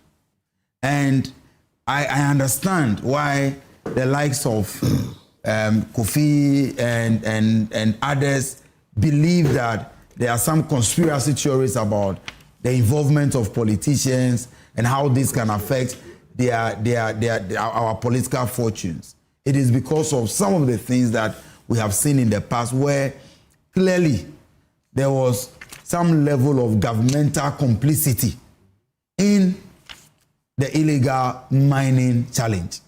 But where we are today, I am happy Kofi set the tone when he says that even though he is not satisfied with what President Mahama or the NDC is doing, he thinks that we are doing better in the fight against Galamsey than the fight that we inherited. Really? And for me, that I believe that must be placed on record. We said the same thing of Akufo-Addo at the start of his administration. Yes. So I'm going into the issues.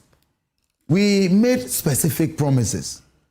You mentioned the LI 2462. With the LI, the substance of the LI, for which reason the NDC called for it to be repealed, was the issue of the discretionary powers that was granted the minister and the president to allow or to give mining permits into forest reserves.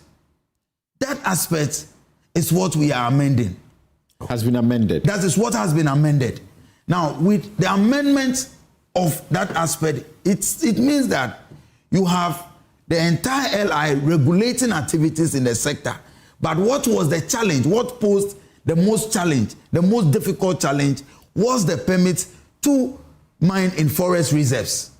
Which was only introduced in November 2022. And that has been amended. And the government deserves some commendation for that effort. Moving on. Samson, beyond that. Oh my God. All the 288 designated forest reserves, we were told about 44 faced threats of Galamsey or were largely impacted by Galamsey. Out of these 44, 9 forest reserves were declared as red zones. Red zones because they became dangerous areas for even those fighting Galamsey to enter. But in 6 months, we have been able to successfully reclaim 8 out of the 9. With the 9th one, I personally asked the Minister for Lands and Natural Resources what prevented the ministry from successfully capturing that as well. And he says, look, we have to be strategic about it because the Desiree forest, I don't know if I got my pronunciation right, that particular forest, beyond the activities of illegal mining, has also become a habitat for other people who are not engaged in illegal mining. And I could understand because I recall in 2024, as part of the campaign, I visited the Hunter West constituency in the Western region.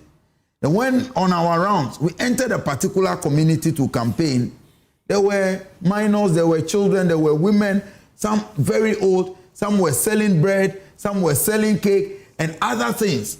They were selling food to Galamseyers. But all of them are living within the enclave. And so when you go with a very combative approach, you may end up touching even innocent lives. But the question is that in the 6 months, what has been the approach of President Mahama and our government towards the fight against Galamsey? First one is the issue of licensing regime. We clearly have reformed the licensing regime. Since we came into office, we have decided not to grant any licenses for even small-scale artisanal mining because we believe as a party, we believe as a government that something. Let us reform the licensing regime. We have revoked all licenses that were given without due diligence. And as we speak, there is a committee being chaired by the Deputy Minister. That committee is reviewing every single license, mining license, and many more licenses will be revoked. Because when you give licenses without due process, you are legitimately empowering people to engage in illegal mining. The second thing we are doing as a government is that we are strengthening the law enforcement. When we came into office, we discovered, rather sadly, that only 4% of people arrested in a Galamsey fight are prosecuted, only 4%. So we decided to approach the fight from a different angle. Actually, you agree with me that there's better collaboration within all the agencies, especially the security agencies, to confront. And as we speak, over 500 people have been arrested. Some have already been prosecuted. We have gotten to a point where, regardless of your political affiliation, regardless of who you know in authority, if you are arrested as a small-scale miner, you will be dealt with by the law. And that should give you confidence that indeed the government is fighting Galamsey from that angle. The third thing we are doing is the reclaiming of the degraded mines, the lands. We all know how expensive it is. It cost us about $35,000 or more to reclaim at least 1 hectare of land. But government has been committed to the fight, and as we speak, we know that we are already reclaiming that. We have introduced some other alternative measures, like the Tree for Life. The EPA is also embarking on some other activities. So something, government has not thrown its hands in despair in the fight against Galamsey. We are providing alternative sources of livelihood. You're speaking the longest so far. Okay, so we are, in conclusion, Samson, yes, it is still a very difficult, very complicated fight, but government has shown enough commitment to warrant public trust that we will deal with the situation at hand. And I am confident that President Mahama will lead us to the state where Galamsey will be a thing of the past. I have that confidence in him. The issue being raised is that President Mahama is not using any extraordinary means. He's using the normal methods that were employed earlier. So if you say it's a national emergency, then approach it with an extraordinary solution. You agree? Thank you very much. When you were speaking to the first person who contributed on this matter, the professor, she said, look into your constitution, the solution. Obviously referring to Article 31 of the Constitution. State of emergency. Absolutely. Same referring to laws or organic laws here, we say, talking about Emergency Power Act, which is there as well. Now, point is, if you come, my brother Agbana tells us that, look, you are not complaining, you are not whining about this matter, you are not throwing your hands in despair. You come to mention to the entirety of this country that, look, this is a national emergency issue. You have the power to declare a national emergency on this. You actually told the whole world that should you become the president of the Republic of Ghana, should you be voted for, you are going to embark on same. Why not? Look, Samson, this Galamsey from between 2022-2023 killed over 50 security personnel. 120 civilians were killed. Galamsey, Major Mahama and co, we know the story. Yeah. Galamsey actually is depriving close to 5 million people of good drinking water or potable water to drink. Galamsey is ensuring that we sit here, the natural resources that God has endowed us with, that this country could harness and be better, have all the amenities that we need, is actually depleting sin. Okay, now we all agree that, okay, the man who thought that I will even put my presidency on the line when it comes to the fight against illegal mining has done nothing. We all agree. But that was the argument out there. Akufo-Addo even telling Ghanaians that we should wake up. Look, and I have always maintained, even if he has done nothing at all, to have triggered the argument, to have triggered that the fight against Galamsey, involving every stakeholder in this matter, that alone was enough for us to commend him. Today we sit here, all these problems that we face with, okay, and having the people now in power who have been trusted that, look, when they come, they will be able to do better. We are still having stories being told. We are still getting stories being told. You see, and I could not have agreed more with Arthur Kennedy when he says, look, lack of political will is the issue. And it's a fact. I was part of the operations of our campaign in 2020. I know what happened to us in Pristia Honi Valley. I know what happens to us in Takwa. I know what happened to us in the mining areas in terms of voter turnout in favor of the NPP. It did not. Reason being, the president of the Republic of Ghana saying, fight the illegal miners. So when people say that, look, if Akufo-Addo in 2024 had shown some, if you like, fight, strong, visible fight against Galamsey, we would have won the election. I disagree with them. Rather, the reverse is the case. If he had actually said that, look, let's throw our hands in despair, let's leave them alone to do whatever they want to do against the environment, we would have rather been able to get support from all these areas. But see, Samson, now we are where we are. Solution is simple. What are the features of declaring emergency, state of emergency? We all know. What causes it? Is Galamsey a conservative factor in that regard? And if it is, with the greatest respect to the President of the Republic of Ghana, you promised. Do it. Go for it. Now he says, oh, we are told Yamin is called. Abanga Yakubu is called. Again, back to Arthur Kennedy. What didn't we see when the likes of Kate Jemfua and the rest were mentioned? Okay, we saw how people rose up to defend them. We saw how people killed. She cried that her excavators were bent. And that was actually an illegal activity. They were not supposed to be burning them on site. Later on, you see, and we keep flip-flopping on this matter. Burning excavators, Ghanaians were, hey, why do you burn excavators? Okay, let's stop burning excavators and arrest them. Whatever. Ghanaians say, no, burn excavators. No, Ghanaians haven't said so. Some. They say follow the law. Absolutely. You see, but that brings to where Joe Wise brought this suggestion of shoot and kill. Not only Joe Wise. Janet Nabila also, proposed same. Even guided by a constitution. I know, I do know. Article 13 is clear. I was following how a person shall not be deprived of their life. I know. Except they have been convicted by a court. Samson, what does... The judgment has been passed that they should be killed. What does the UN principles say when there are acts that appear strictly, against, the very people you are seeking to defend, causing their deaths? What does the UN principle say? Due process. I know. However, shoot and kill is due process as well. Look, example is, let me just give an example. In 2016, Kenya, on this ivory poachers, they fought it strongly to the extent that they had nothing to do. So the government said, look, to be able to save the lives of this wildlife, important wildlife, whatever, we needed to inculcate in our process of making sure we save them the shoot and kill mechanism. Okay. I am not pushing for it, but the point I want to make here is that, look, let us all now agree that the NDC has failed, the MPP has failed.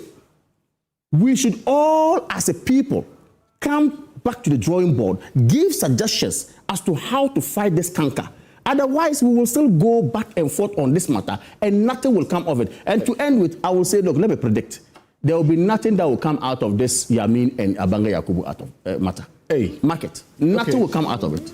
Clever. Nothing will come out of it. Rhetorics. Okay. What an interesting note. Nothing. What an interesting note. But I keep asking myself, I vote for leaders. I pay my taxes. You are supposed to do the job. Then you come back and say, we are not all involved. I'm not involved. Yeah. I'm not involved. You have been given a job, do it. Just talk about that. Kuku says that why isn't there Galamsey in the Volta region or the mountain towns of Kwahu? It is because the chiefs and people there have sworn not to allow it. Just like the chief who is a judge, what's the name again? Domahini, their area. They don't allow it, so it hasn't happened. So Kwaku is asking that question. It is because the chiefs and people there have sworn not to allow it. They reject its profits, and with it, its dangers. Kwabena Bonfe is right. In every community, the people know who is a stranger or an alien. If a chief and his people are truly against illegal mining, they will hound anyone who enters their forest to mine, and more importantly, they themselves won't indulge in it. If they want illegal mining, they will fight and kill who show up to try stopping it. Otherwise, why did they kill Major Mahama? In Ghana, both our leaders and followers are hypocrites. And Kabila repeats that the legal regime on mining in Ghana from Article 2576 and Act 703, Section 1 is insensitive, wicked, unsustainable, and an unreasonable colonial relic which must change on ownership. Musa Abattoir says that those jubilating over the Deloitte audits on the National Cathedral project should pause and rethink. This is just the tip of the iceberg. A full-scale investigation and forensic audit will be conducted by the Auditor General, and when the dust settles, all of those perpetrators of these enormous crimes against the state in the name of Cathedral will face the full rigors of the law. I can promise you that the politicians cannot touch some of these pastors because they want their votes. They won't do it. Okay, so Suleiman Isifu says that, President Mahama has a history of correctly describing problems, like he described corruption as mass murder. Yes, Galamsey is a national emergency. The question now is, what's the prescription for solving a national emergency? Any solution that doesn't include a declaration of a state of emergency is bound to fail, because emergency situations deserve emergency measures. And then he says that nothing is more bizarre than the MPP now seeking to hop onto a so-called audit report as vindication for the project. They forget that the uproar against the project was right from its inception, when no monies had been spent. Simply put, Ghanaians did not like the project, period. All the other incidental issues like procurement breaches only came to deepen a pre-existing hatred for the project. We, the MPP, must be careful not to portray ourselves as not having learned our lessons. Kofi Bentel has one bullet for what is going on, especially about over 200 excavators being brought into this country daily. Please repeat it and let me acknowledge those who are paying for this show. If we want to fight Galamsey, the government can do this next week. Declare excavators as dangerous equipment which cannot be imported except by special license. Thank you. We understand DVLA says he now wants to register them and give them some number plates and so on. They've done tracking, it didn't work. Okay, my guest is Dr. Arthur Kennedy, physician and political activist, Professor Gladys Nyakwansa, principal investigator, University of Ghana Anti-Galamsey Project. Kofi Bentel is lawyer and senior vice president, Imani Africa. Eric Edem Agbana is MP Ketu North. Kamal Dean Abdullahi, Deputy National Communications Director, New Patriotic Party. Dr. Kobna Bonfe Jr., CEO of the Census and lecturer at the UPSA. We also had a professor at the UPSA, Professor Samuel Enchi, Pro-Vice Chancellor, join us on the show. The show is brought to you by the candid sponsorship of Bank of Africa, as strong as a group and close as a partner, MTN everywhere you go. At Chelsea University, educating ethical and entrepreneurial leaders for Africa. Robert & Sons Optical Services, your comprehensive eye care service provider for 33 plus years. My Way Insurance, simply dial *165# on MTN to join My Way today. Flamingo Paint, simply superior. Syntex Tanks, it's strong, it's tough. Activa International Insurance, our clients, our passion. And International Facilities Management Association, proud to be associated with Newsfile. And every Saturday, my outfit is provided by Konati Clothing. You can call them 0244676732, and they will make you look good. Today, we are in our election headquarters uniform because we are bringing you all that is happening at the NPP National Conference at the University of Ghana Sports Stadium. Thank you very much. Don't go anywhere because we continue our coverage.